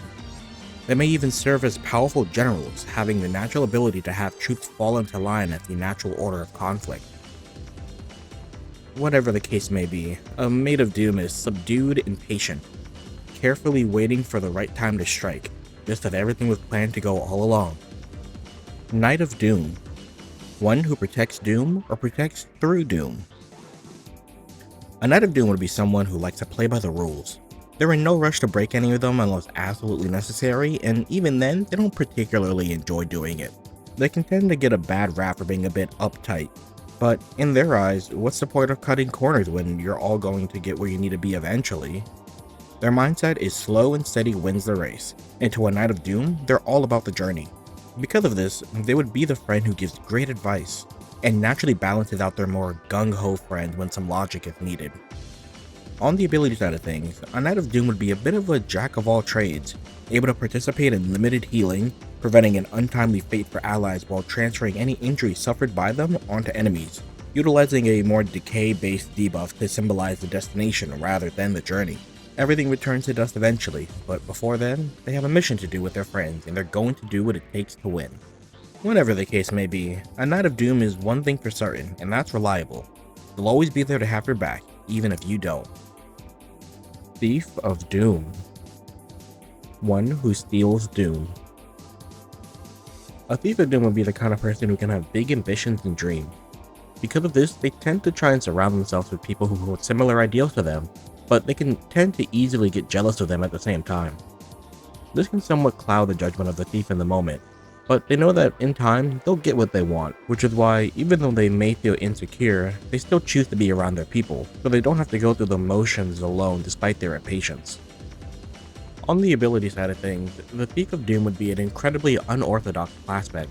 They would essentially be fully reliant on a form of life-stealing to help their teammates, stealing their fatal and life-threatening injuries, and then stealing from an enemy to empower themselves and get back up from nearly any injury.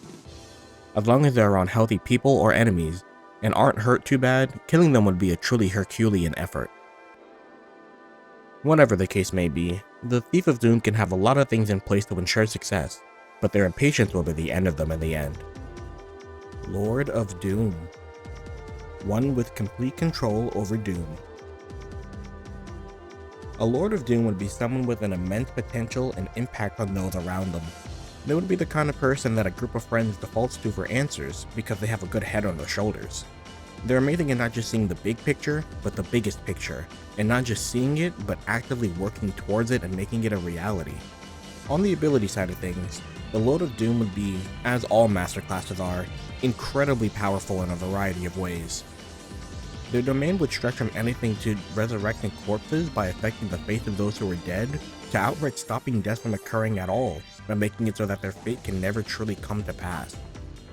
And similarly, they could cause the decay of nearly anything they want, living things, subatomic particles, and anything in between that, making them effectively a ticking time bomb. Whatever the case may be, the Lord of Doom is an incredibly strong Classpect, and as for as deadly as they are, it's important to still know that they're usually trying their best at the same time. Witch of Doom. One who manipulates Doom. A Witch of Doom would be the type of person who likes to tempt fate. They seemingly leave caution to the wind and can be extremely lax with how they live their lives. They aren't bogged down by their future. They're here to have a good time now, and when the future comes, they'll figure out a way to wiggle out of a bad spot when something comes up. As such, they seem to be almost never inconvenienced or worried about what might happen later. The Witch of Doom will ensure that it all works out somehow. On the ability side of things, a Witch of Doom can have some interesting implementation. Almost like a time player, they can manipulate the eventuality of an object, causing seeds to sprout in plants or decaying enemies to ash and bones by simply causing their fate to catch up with them early. Similarly, they could put off a final death for a teammate by toying with their fates, causing them to march onwards till the Witch decides to relinquish them. Whatever the case may be, a Witch of Doom has the spooky vibes and your fate on lockdown. Heir of Doom. One protected by Doom. The Heir of Doom is a canon Classpect held by Matuna Captor, and as such we know a bit more about it. The Heir of Doom would be someone with an interesting sense of duty. They would feel as if it's up to them to make the most of their lives at any given point, and might have a bit of a savior complex because of it, constantly trying to shield others from hardships by putting themselves in compromising situations with varying levels of effectiveness. Nothing tends to come out of these moments, and things usually tend to work out, but that really won't stop the Heir of Doom from trying again and again. On the ability side of things, an Heir of Doom would be a very useful Classpect to have around. Due to the nature of an Heir of Doom, they would have something akin to a danger sense, being able to pick up on potential bad outcomes of choices, and potential traps lying in wait as well. The more they use the ability, the more refined it would become, until eventually at God tier, it would evolve to act similarly to a Spider-Man's Spidey sense, predicting attacks before they even happen. Whatever the case may be, the Heir of Doom is a Classpect pairing that may seem limited on the surface, but dive a bit deeper and there's a lot more teamplay than you might be thinking. Seer of Doom. One who sees Doom or sees through Doom. A Seer of Doom is a realist, someone who speaks their mind and focuses on the big picture of outcomes. They're not afraid to tell you when you have a bad idea or plan, but they're still going to be open to having a conversation about it. They tend to have a seemingly negative disposition, but that's just on the surface. Deep down, they care deeply about things, and that's why they provide such strong opposition, to guide others away from ruin. On the ability side of things, a Seer of Doom would act as a fact checker, working with the information they know via the team and seeing how that outcome affects the fate of the party.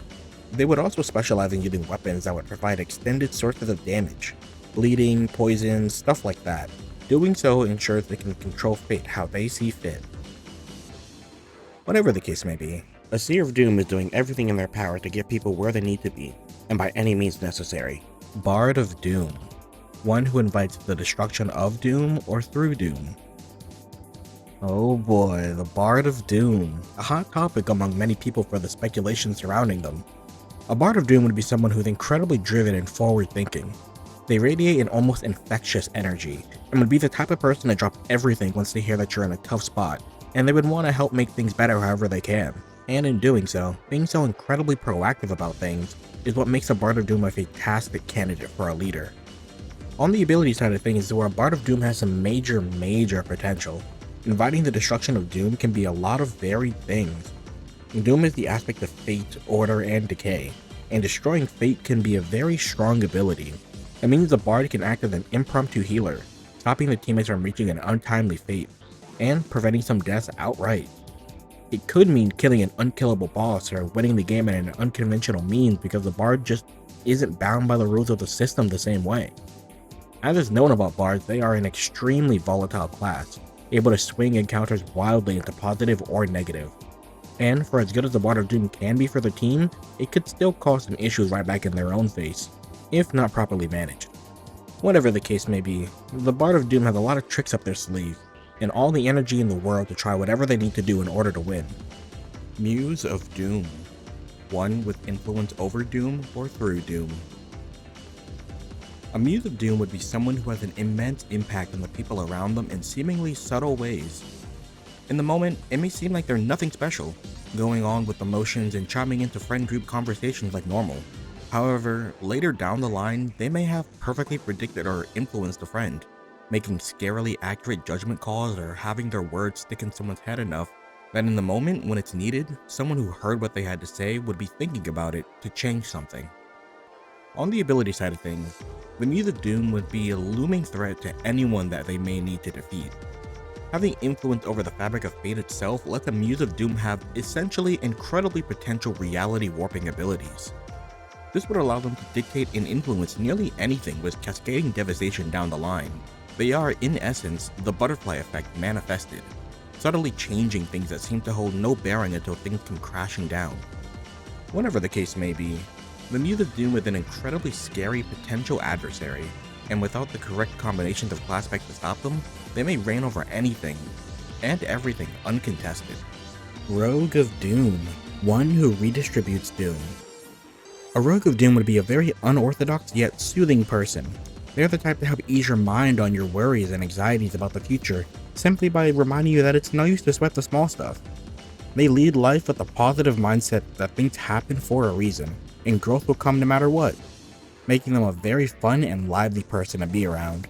The kind of person where all your worries just seem to melt away whenever they're around. On the ability side of things, a Rogue of Doom would retain a lot of their unorthodox nature. They would be able to create a sort of pain split between their party, allowing any damage taken to be evenly split between them. Then, when the time is right, they would take all that pent up hurt and pain and spread it amongst the enemies, turning their own strength against them and leaving their party feeling refreshed and energized. A handy little trick when outnumbered for sure. Whatever the case may be, a Rogue of Doom is a joy to be around, and knowing one means that you'll always have someone to look out for you. Sylph of Doom, one who fixes Doom or fixes through Doom.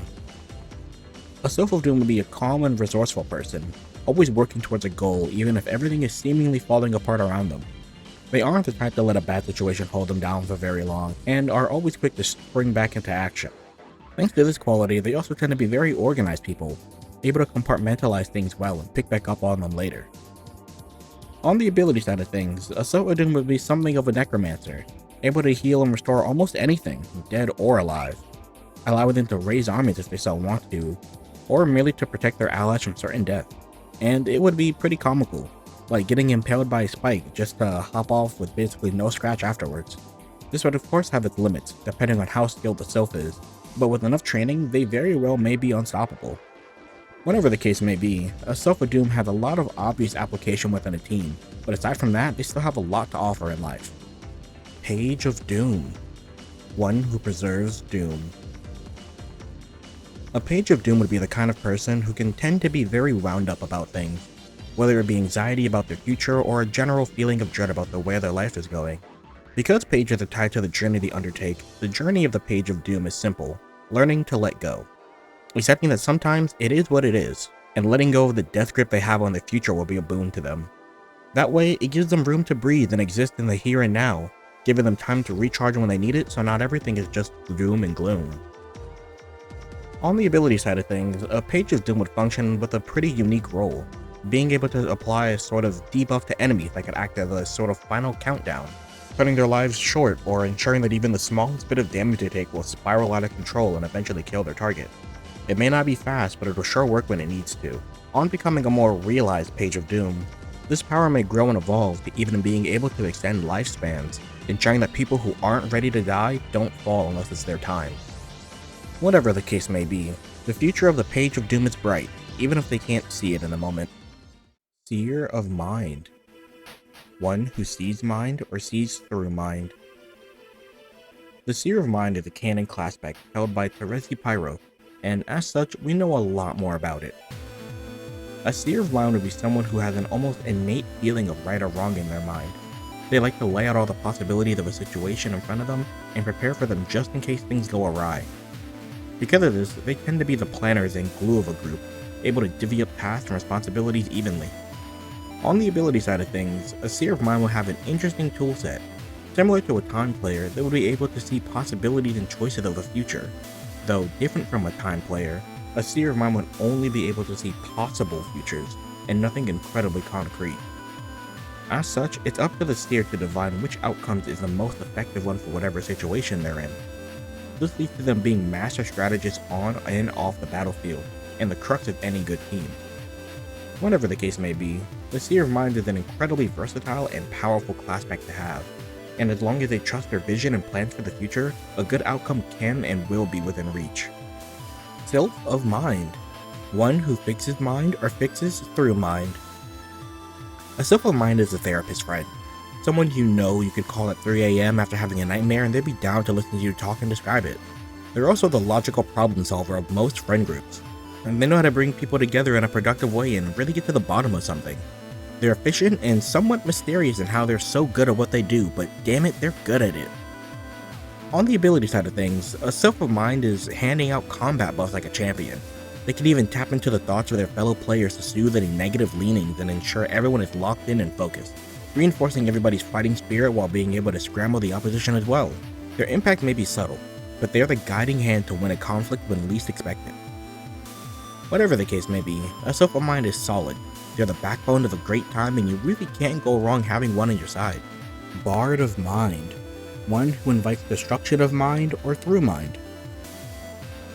A Bard of Mind would be someone who's very highly driven by their own path.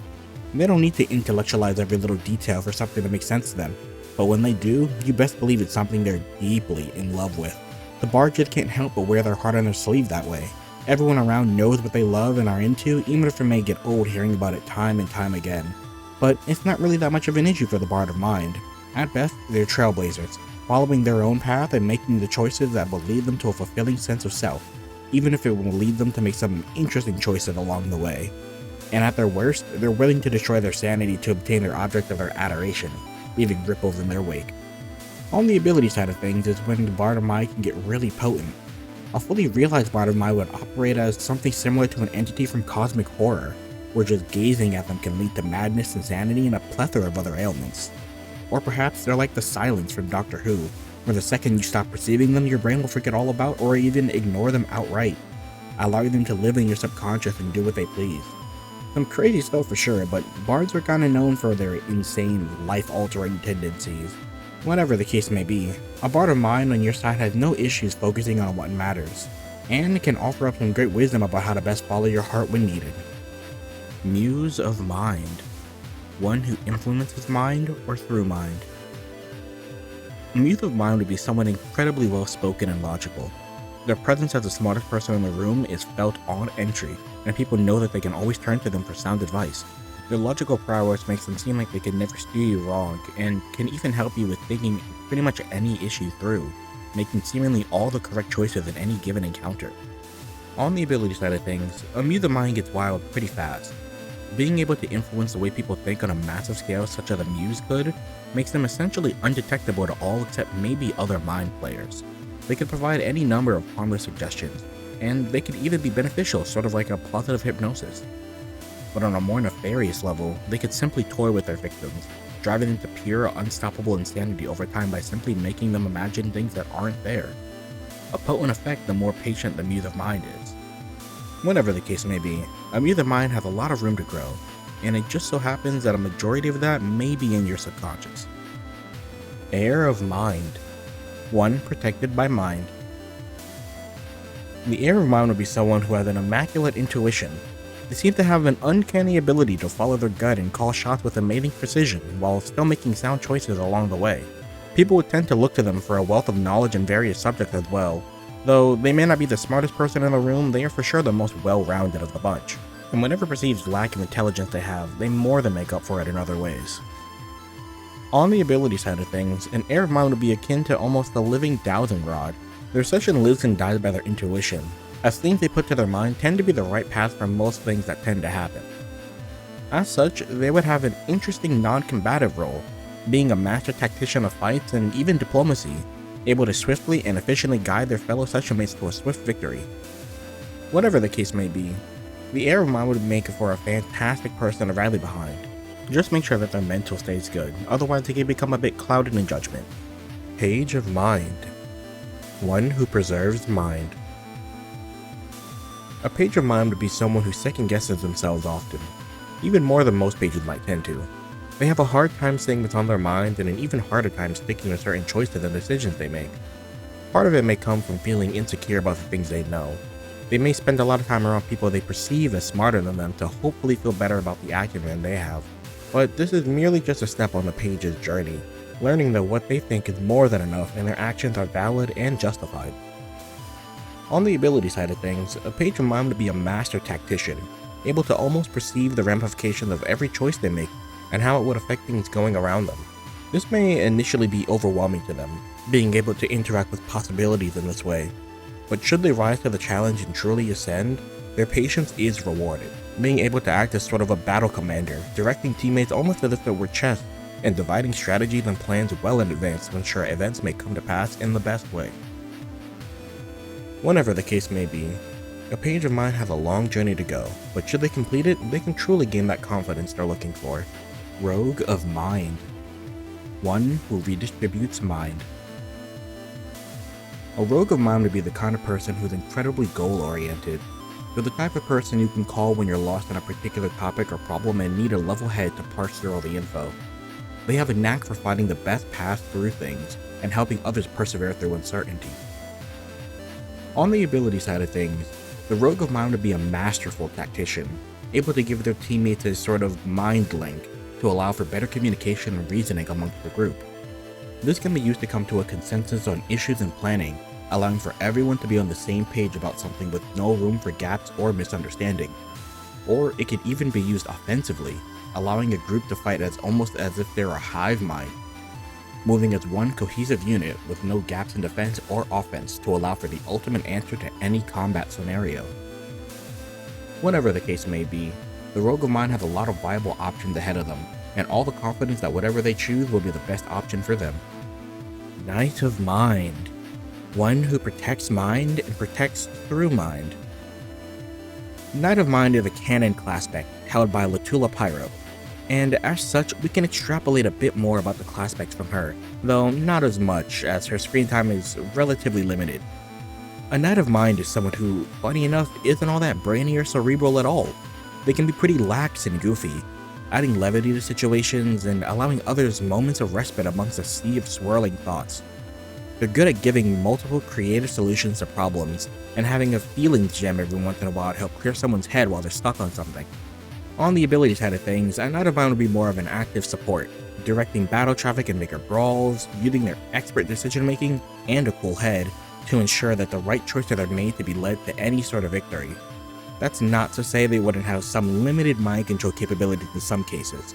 Though not nearly as potent as some other Classpect combinations, it would still be present in some manner. They would also have a natural knack for dispelling any mental ailments among the party. Whatever the case may be, a Knight of Mind would be an extremely helpful individual to have in your corner, someone you can always come to for a chat and someone who you can always trust has the right intentions for you. Witch of Mind. One who manipulates mind. A Witch of Mind would be someone with a lot of influence over others. They're generally seen as very intelligent and rational by other people, and as such, they can be the catalyst that makes others want to follow suit. When they interact with others, they can easily influence how they think. They know just what to say to get people to do either what they want to do, or influence the decisions and outcomes of the people they talk to. And it's not out of any malice, but simply because people are enchanted by them, and they're quick to trust them in their decisions. On the ability side of things, a Witch of Mind would be pretty simple. They would gain incredibly strong mind control. Taking control of their targets and using them as pawns to further their session would be a simple task. Where the danger really lies is taking control of their teammates. They can easily do so and puppeteer their co-players around, and depending on the skills of which they control minds, they may even be able to use their teammates' abilities for them. It would be a slippery slope for sure, but if managed properly, the Witch of Mind may also be able to give them subliminal encouragement to further increase their allies' potency, reducing their inhibitions and allowing them to go all out in a fight. Whatever the case may be, the Witch of Mind can walk a fine line between good and bad intentions, and it's up to them to make the correct choices in which they choose. Maid of Mind. One who serves mind.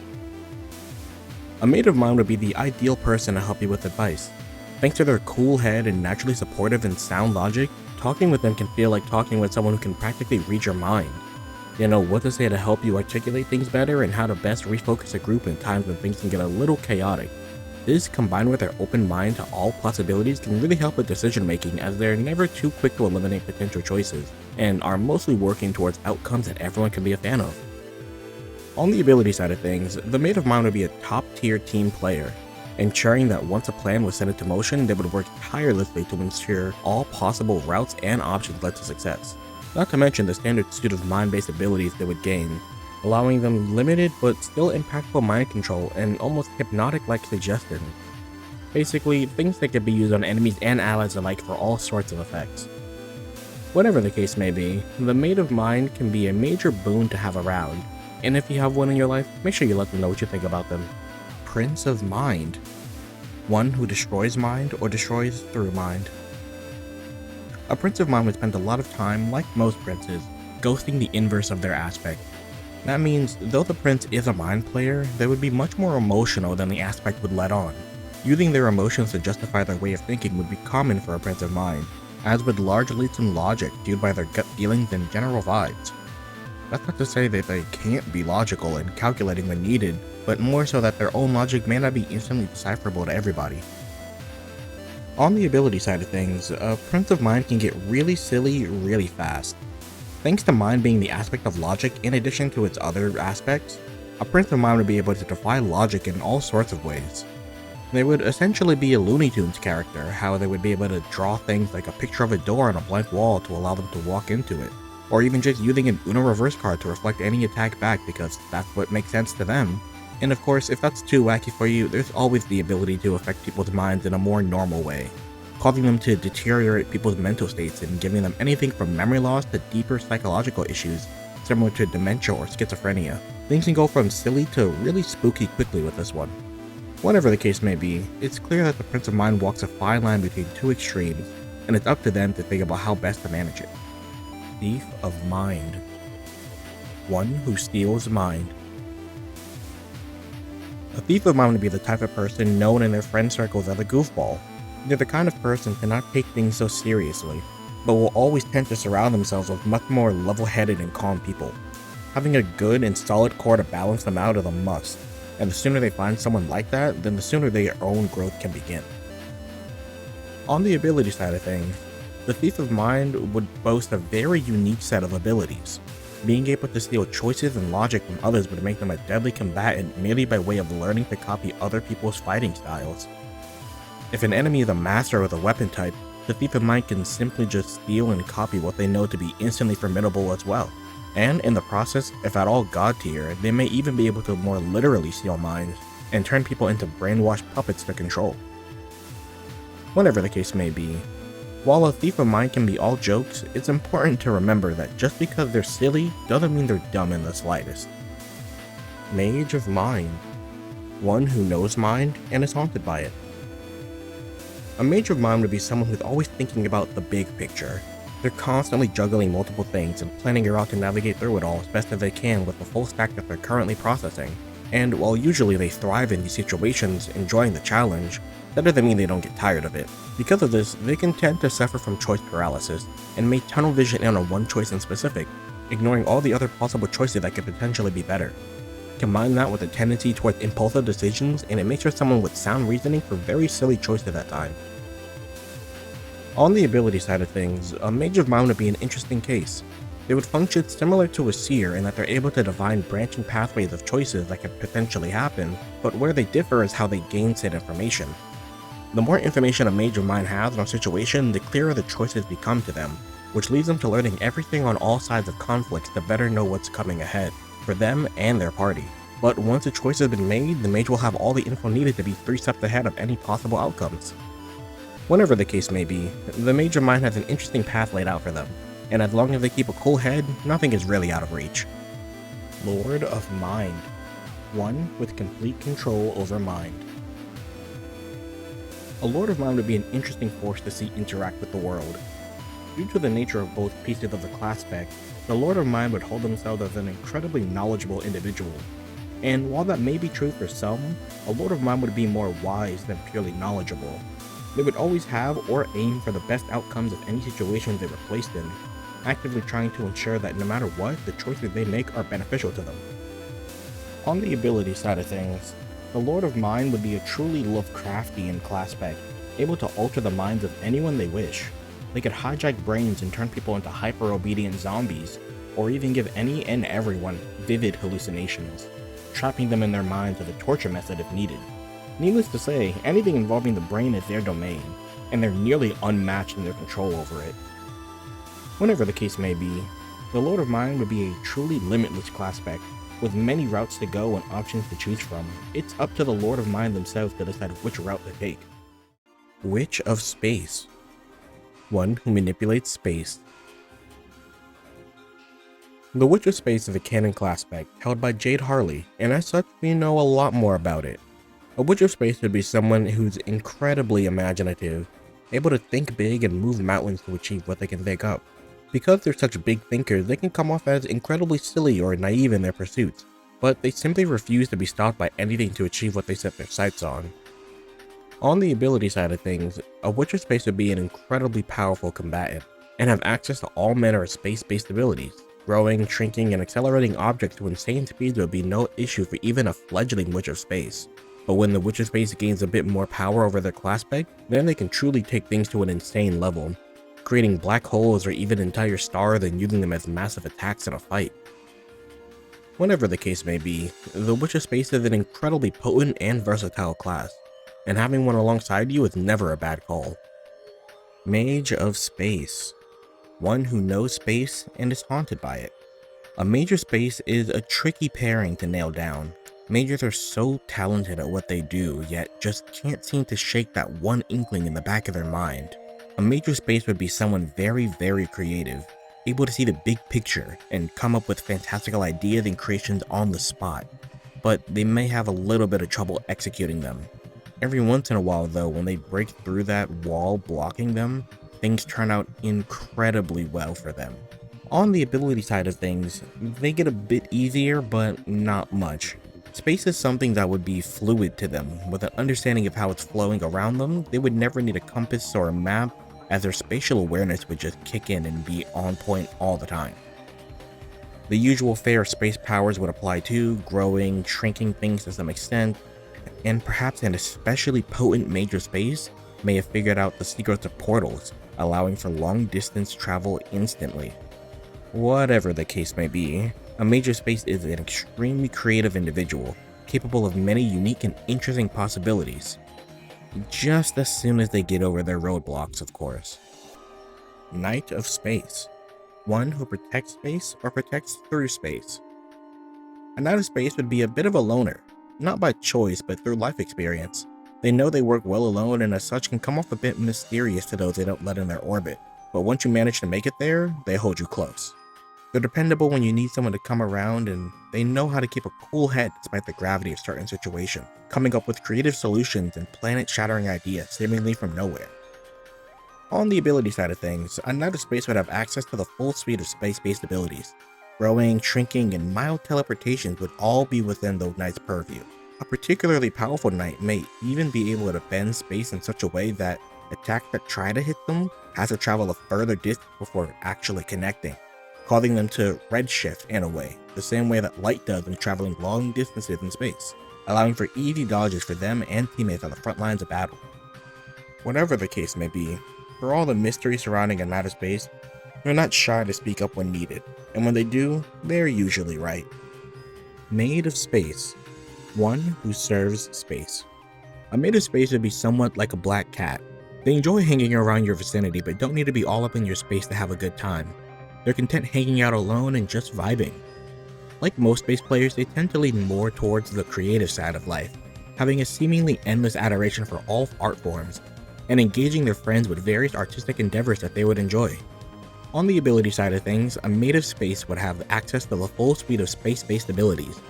They would excel at being the getaway artist for their team, always having some way of escaping from a situation.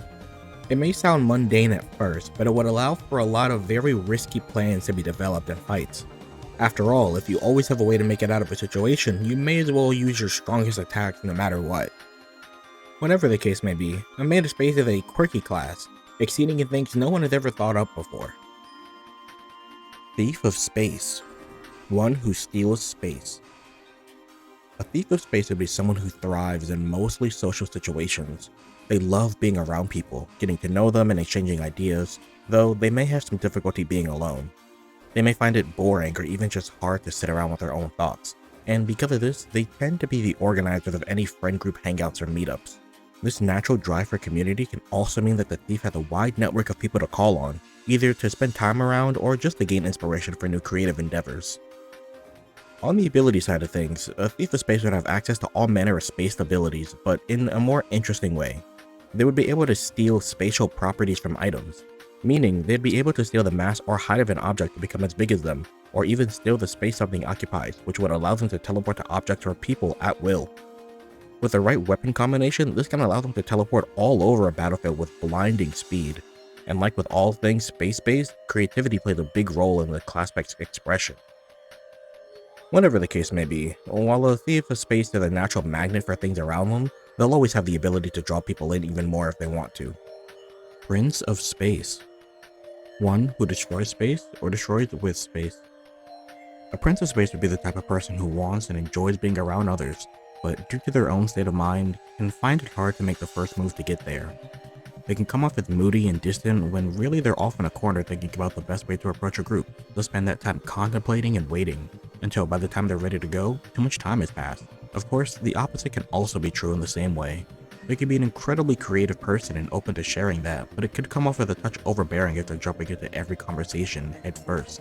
The mix of oversharing, undersharing, and yapping about their personal interests can come off a bit abrasive to others, and that can lead to driving people away as well. On the ability side of things, a Prince of Space would be an incredibly powerful combatant. In addition to the normal assortment of space-based abilities, they would essentially be able to teleport by destroying the distance between 2 points and making super effective wormholes for them and their party, or even just affecting gravity to rain down meteors on a battlefield, and perhaps at the peak of their power, a black hole completely. The stars are the limit with this stuff. Whatever the case may be, the Prince of Space has a lot to offer other people, and once you get them in their orbit, they're locked in forever. Lord of Space. One with complete control over space. A Lord of Space would be the kind of person who seems incredibly distant from everyone. Like, they're always seemingly just too far away for communication to be easy. And for a Lord of Space, this can be an incredibly isolating experience. And because of this isolation, they tend to retreat into their own minds, often being incredibly creative or imaginative people, creating whole universes to think about in their heads. But the truth is that it's always up to them to decide just how distant they truly are. On the ability side of things, the Lord of Space would be an insanely strong combatant, able to casually break the laws of physics on a whim, and are able to cause untold levels of destruction. But with such destructive power comes the same in reverse. A truly mastered Lord of Space could create their own galaxies, or even micro-universes to live in and explore, an infinite bastion of creation and potential to rule over, as a Lord truly could. To say the possibilities are endless is quite an understatement in this regard. Whatever the case may be, while the Lord of Space has a long and possibly lonely road ahead of them, one thing is for sure: the prize at the end is more than worth the journey to get there. Heir of Space. One protected by space. An heir of space would often find themselves on their own, suddenly getting up to whatever it is that interests them. They don't really mind having solo days out, and in fact enjoy the peace and quiet sometimes. That's not to say that they don't enjoy having friends and companions, but don't be surprised if you don't hear from them every day, as they're probably off just enjoying some alone time or buried knee-deep in whatever hobby they love. On the ability side of things, an heir of space has some interesting applications of the aspect.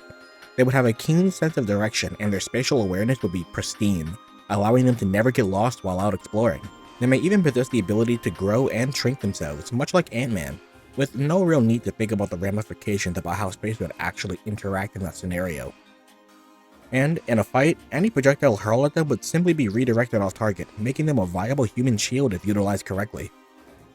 Whatever the case may be, the heir of space has a lot of room to grow in, and the only thing stopping themselves is their own imagination. Fear of Space. One who sees space or sees through space. A seer of space would be someone contemplative and who loves sitting back and seeing the world go by. People watching in public or just hanging around friends engaged in something new and exciting are things they'd find fun. Not to mention they'd have a certain eye for crafts of all kinds, taking the time to learn and engage with all art forms, whether it be alone or with people they find would enjoy said thing right alongside them. On the ability side of things, a seer of space would be able to do pretty much what you'd expect. They would gain incredible vision if they didn't already have it. Visions of places and locations would flow through their mind as easy as a thought, and as such, they would make for a pretty good recon partner, able to help anyone sneaking in somewhere with full visual access of what's going on around them. Sort of like the Byakugan from Naruto, or even just having a minimap in a video game. Nothing short of a void player is really safe from their sight. Whatever the case may be, a seer of space would be a pretty chill person to have around, and you know they're always looking out for you as well. Bard of space. One who invites destruction through space or using space. A bard of space would be someone who's off in their own world a lot of the time, literally and figuratively. They seem to just disappear randomly, checking in with people close to them from time to time in the most seemingly random places. Their natural wanderlust is fueled by an urge to be different, and that makes them make their own path in some way. And that path is usually a solitary one. Not that it bothers the bard at all, but it can make friendships hard to keep if it feels like staying in touch with them can be a Herculean effort at times. On the ability side of things, a bard of space would be one of the wackier Classpect combinations. Just being near them can cause things to feel strange, like the laws of physics can spontaneously break down around them. One second a projectile is flying at them, and then the next everything becomes non-Euclidean geometry, and the projectile just loops back around to the sender. Or maybe they reverse the magnetic poles of their planet on accident when god-tiering. Having access to this level of power can be dangerous, but that's what makes them so powerful.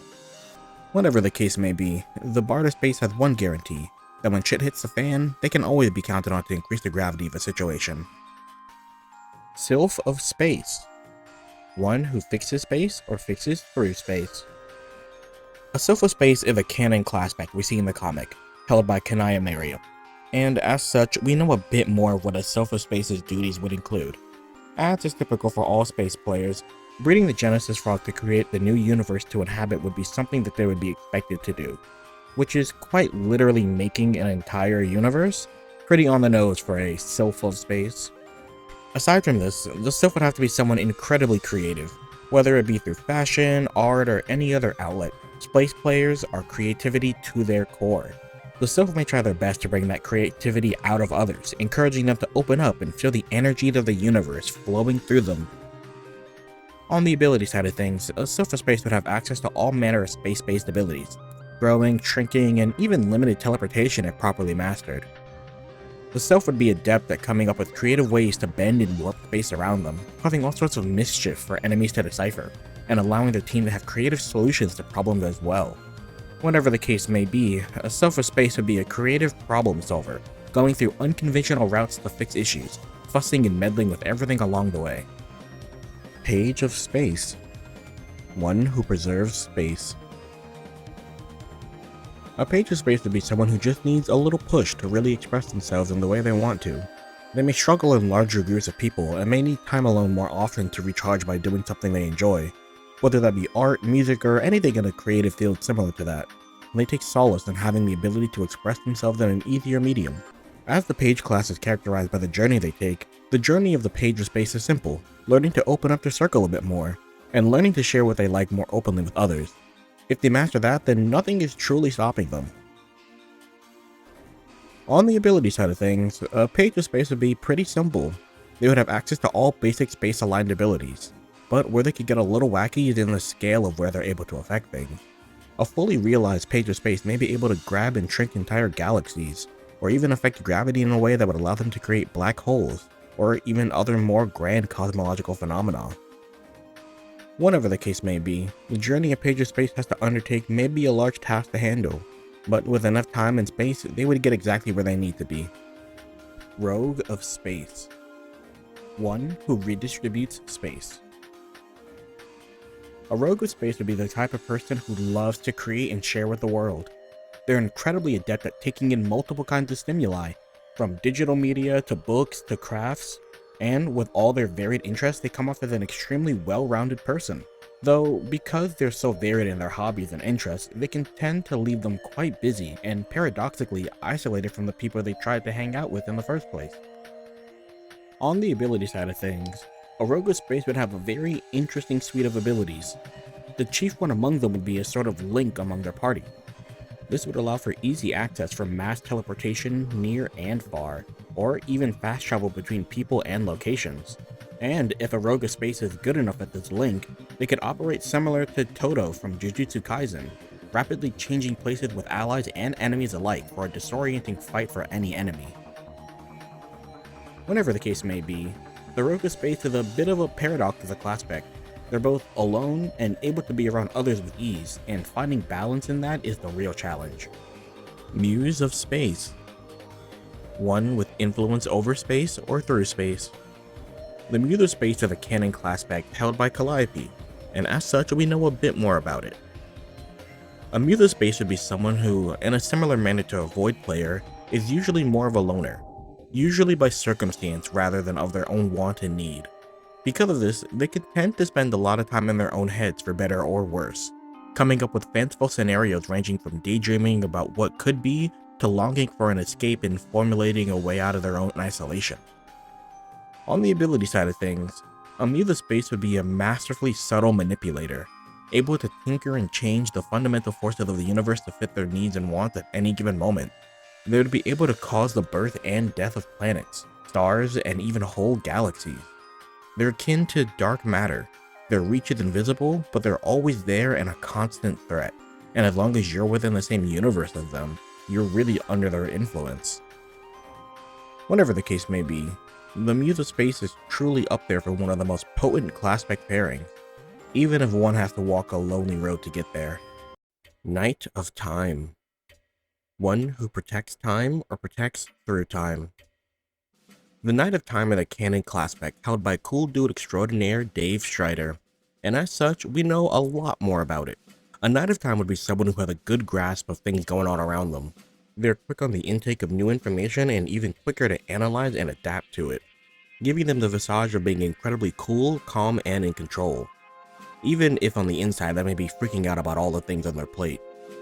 On the ability side of things, the Knight of Time would be both a defensive and offensive powerhouse, able to use time in all sorts of ways, from traveling back in time to help themselves with a particularly hard fight, or even escaping with allies through time wherever and whenever needed. Thanks to this, the Knight of Time makes for one of the best classes with navigating dense and complicated time loop shenanigans. Whatever the case may be, the Knight of Time has a lot going on for them and a lot on their plate, but when they get a moment to relax and calm down, that's when they truly thrive. Thief of Time. One who steals time. A Thief of Time would be someone who you might find to be extremely captivating and fun to be around. They have a ton going on and are always down to bring people along with them for the ride. And whenever you hang around them, time just kind of seems to slip away from you. You're always either having some of the best times or you're absolutely going through it. But no matter what, it's always clear that they take responsibility for whatever happens. And because they can tend to lose track of time often, they try to employ various schemes and tricks to synchronize themselves with varying degrees of effectiveness. On the ability side of things, the Thief of Time would be a very strange one. Stealing time is a very esoteric sounding ability, and as such, the Thief's abilities would follow suit. Perhaps being able to take alternate versions of themselves from different timelines to fight battles, or even healing in a roundabout way, stealing the time it would take for an injury to heal. Creativity is really the name of the game when it comes to a Thief of Time, and they really have all the time they need to figure that stuff out. Whatever the case may be, the Thief of Time can rest easy knowing they have all the tools they need to succeed, even if it takes a while to really know how to use them. Prince of Time. One who destroys time or destroys through time. A Prince of Time would be someone extremely creative who prefers to live in the now rather than worrying about the future. They fill their time with various endeavors ranging from art to sports to really whatever can keep them busy. They prefer to let the future come to them, and when it does, they can problem solve their way out of most situations. On the ability side of things, a Prince of Time would have access to all forms of time-based abilities, though they would be able to specialize in a few specific ways compared to some other Classpects, such as allowing them to do shenanigans like essentially fast traveling, by destroying the time it would take to get to a location, or even severing items and objects from the timeline, allowing them to never age or wither. There's a lot of applications when it comes to destroying time, and a Prince of Time has really all day to figure it out. Whatever the case may be, a Prince of Time has a lot on their plate, but they're always able to make time for the things that really truly matter. Mage of Time. One who knows and is haunted by time. You know, in thinking of Mage of Time, one has to ask the question, what does it mean to be haunted by time itself? That's when a hilarious example hit me. Raven Simone from the show That's a Raven would be a Mage of Time. She's able to see clear glimpses of the future, but is almost always powerless to stop it, even though she tries to act on the knowledge she gains. This cat and mouse game would be the defining part of a Mage of Time, always knowing when something will chronologically happen in the timeline, but not being exactly where they need to be to stop it. They're either running late all the time, or they're perfectly on time no matter what, and this could be a common occurrence for them. On the ability side of things, a Mage of Time would have the standard time stop, slow, and time travel that all time players would achieve, though they may not need the help of items to time travel like we've seen in the comic before. They may even have a sort of time-related sixth sense, reacting to events just before they happen to keep them safe. Whatever the case, a Mage of Time is still an immensely helpful class to have. In the event of a scratch, few would know more about it than the Mage of Time itself, and if it came down to it, they just may be your best shot at it working out. Witch of Time. One who manipulates time. The Witch of Time is a canon Classpect held by Damara Megiddo, and as such we know a bit more about it. A Witch of Time would be someone who is unafraid of change. They're able to go through the motions of things easily, knowing that nothing is permanent and all hardships can and will eventually end. So they tend to be incredibly open to a variety of things, able to hop around from interest to interest, keeping themselves busy as they spend their time doing exactly what they want to do and nothing else if they can help it. On the ability side of things, a Witch of Time would be an incredibly diligent and meticulous time traveler, able to finely tune and control time in a variety of ways. Using time clones and banishing strong opponents to doom timelines would be some of their big tricks in their arsenal. Along with being able to use time to heal any wounds they may suffer in a battle, a Witch of Time has a variety of ways in which they can act. Whatever the case may be, the Witch of Time is a well-rounded and powerful addition to any session. They just need to make sure they factor in more than just themselves into the picture of the future. Maid of Time. One who serves time. The Maid of Time is a canon Classpect held by Aradia Megiddo, and as such, we know a bit more about it. A Maid of Time would be someone with a sunny outlook towards the future. They don't fear the unknown and, in fact, welcome the passage of time. Getting older and learning more new things and meeting more new people is something that a Maid of Time would relish in, and they would try to show that way of thinking to others around them. On the ability side of things, a Maid of Time would be a fantastic support to any team they're in. Aside from the usual fare of time-based abilities like simple time travel, they could do a myriad of things, from extending the duration of positive effects given to and by teammates, to halting a particularly powerful enemy in time to allow them for better strategy or an escape plan. They may even have some limited healing capabilities using time to fix wounds, though it wouldn't be an exactly easy thing for them to do. Whatever the case may be, the Maid of Time is a versatile and overall great Classpect to have around. After all, they only get better with time. Seer of Time. One who sees time or sees through time. A Seer of Time would be someone who, for a long time, has known what they wanted to do with their life. They were exposed to something that opened their eyes to something that they're truly passionate about, and they are determined to chase it until it comes true.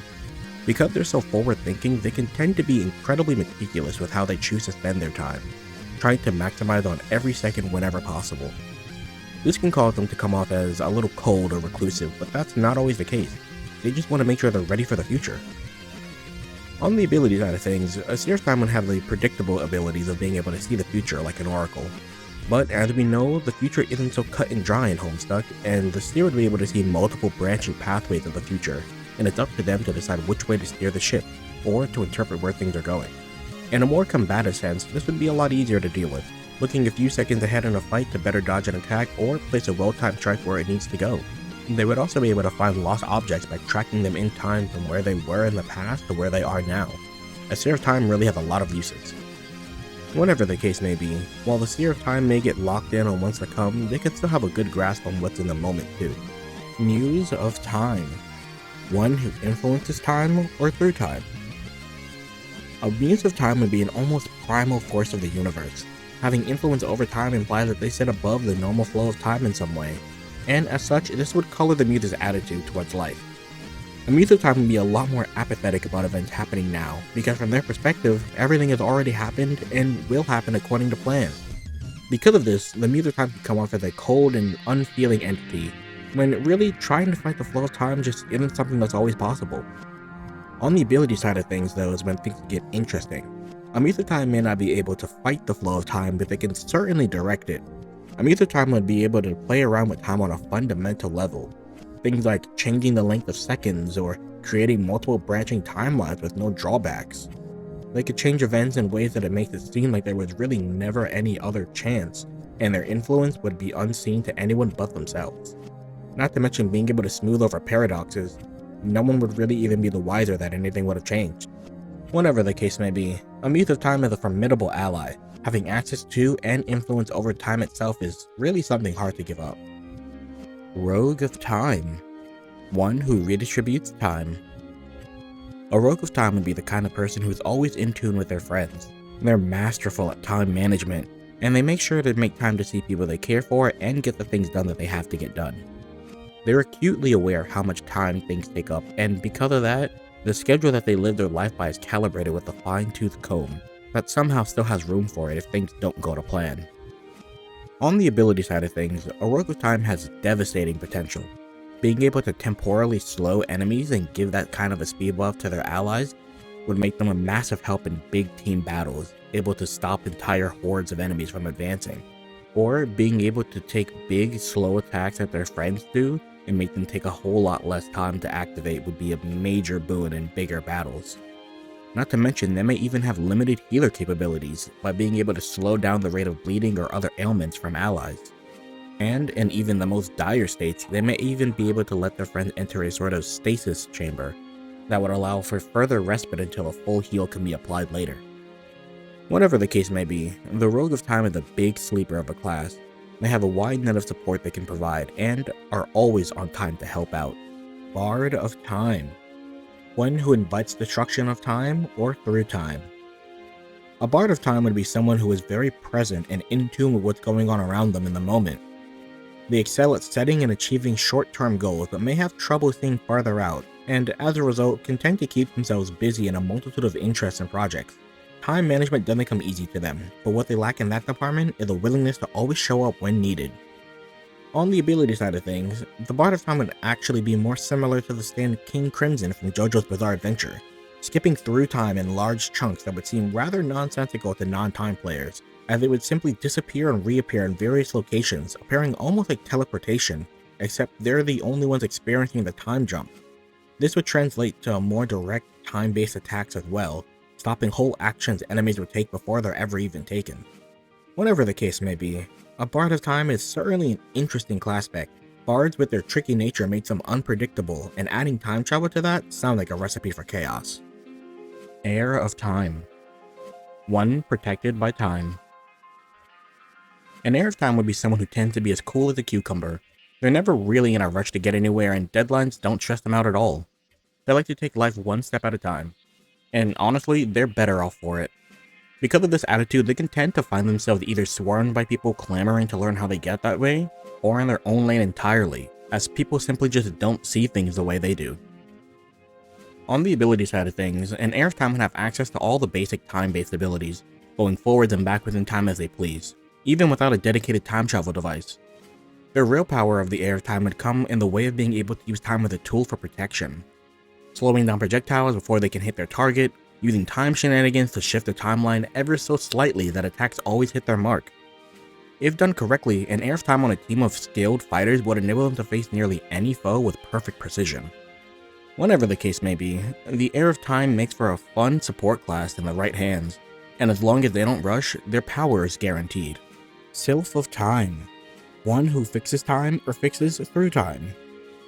A Sylph of Time would be calm and cool. They have a carefree whimsy about the future because they know that things will eventually work themselves out, and they're usually good at setting themselves up for the future anyway. Because of their carefree nature about the future, they can come off as a bit dismissive of what's going on around them now. purely because they know that things will get fixed eventually. This can cause some bad habits to build up before eventually getting their lives in order. On the ability side of things, a Self of Time would have access to the full suite of time-based abilities. This would transfer over to the Self being an excellent healer, simply due to the fact that they're able to turn back the clock on any injury sustained by their party, and they could even stop a total party wipe from happening outright through time travel shenanigans. Whatever the case may be, even though a Self of Time may not always be concerned with the here and now, they always come in handy when they need to. Page of Time. One who preserves time. A Page of Time would be someone who just needs a little bit more time when it comes to things. They aren't particularly quick on the draw when it comes to learning new things, and that can mostly come from a lack of confidence in themselves. They can be too focused on where they should be and not what they need to do to get where they want to be. Because of that, the journey that the pages tend to take to mastery can take an even longer time for a Page of Time. On the ability side of things, a Page of Time can be an incredibly potent combatant. Much like the saying, good things come to those who wait, even better things come to a Page of Time who likely had to wait even longer. As such, they will be able to flex their prowess over time in a number of ways, from healing by rewinding injuries to evacuating their whole session to alternate timelines if it meant keeping everybody safe.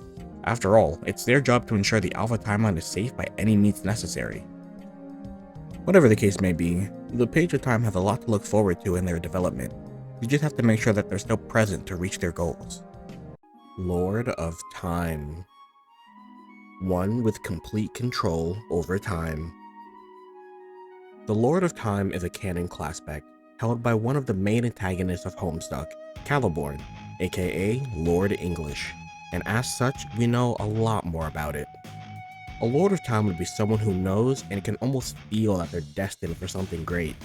They, like all lords, have a tremendous amount of pull and sway over the things around them, and coupled with their impatient nature, can lead them to moving mountains to making their end goals happen, which leads them to be always looking for the most efficient way of getting to where they need and want to be. On the ability side of things, the Lord of Time has an immense amount of power, from being able to directly influence timelines in various ways, causing paradoxes and infinite loops, to being able to straight up exist outside of time itself, or just erase people in timelines completely.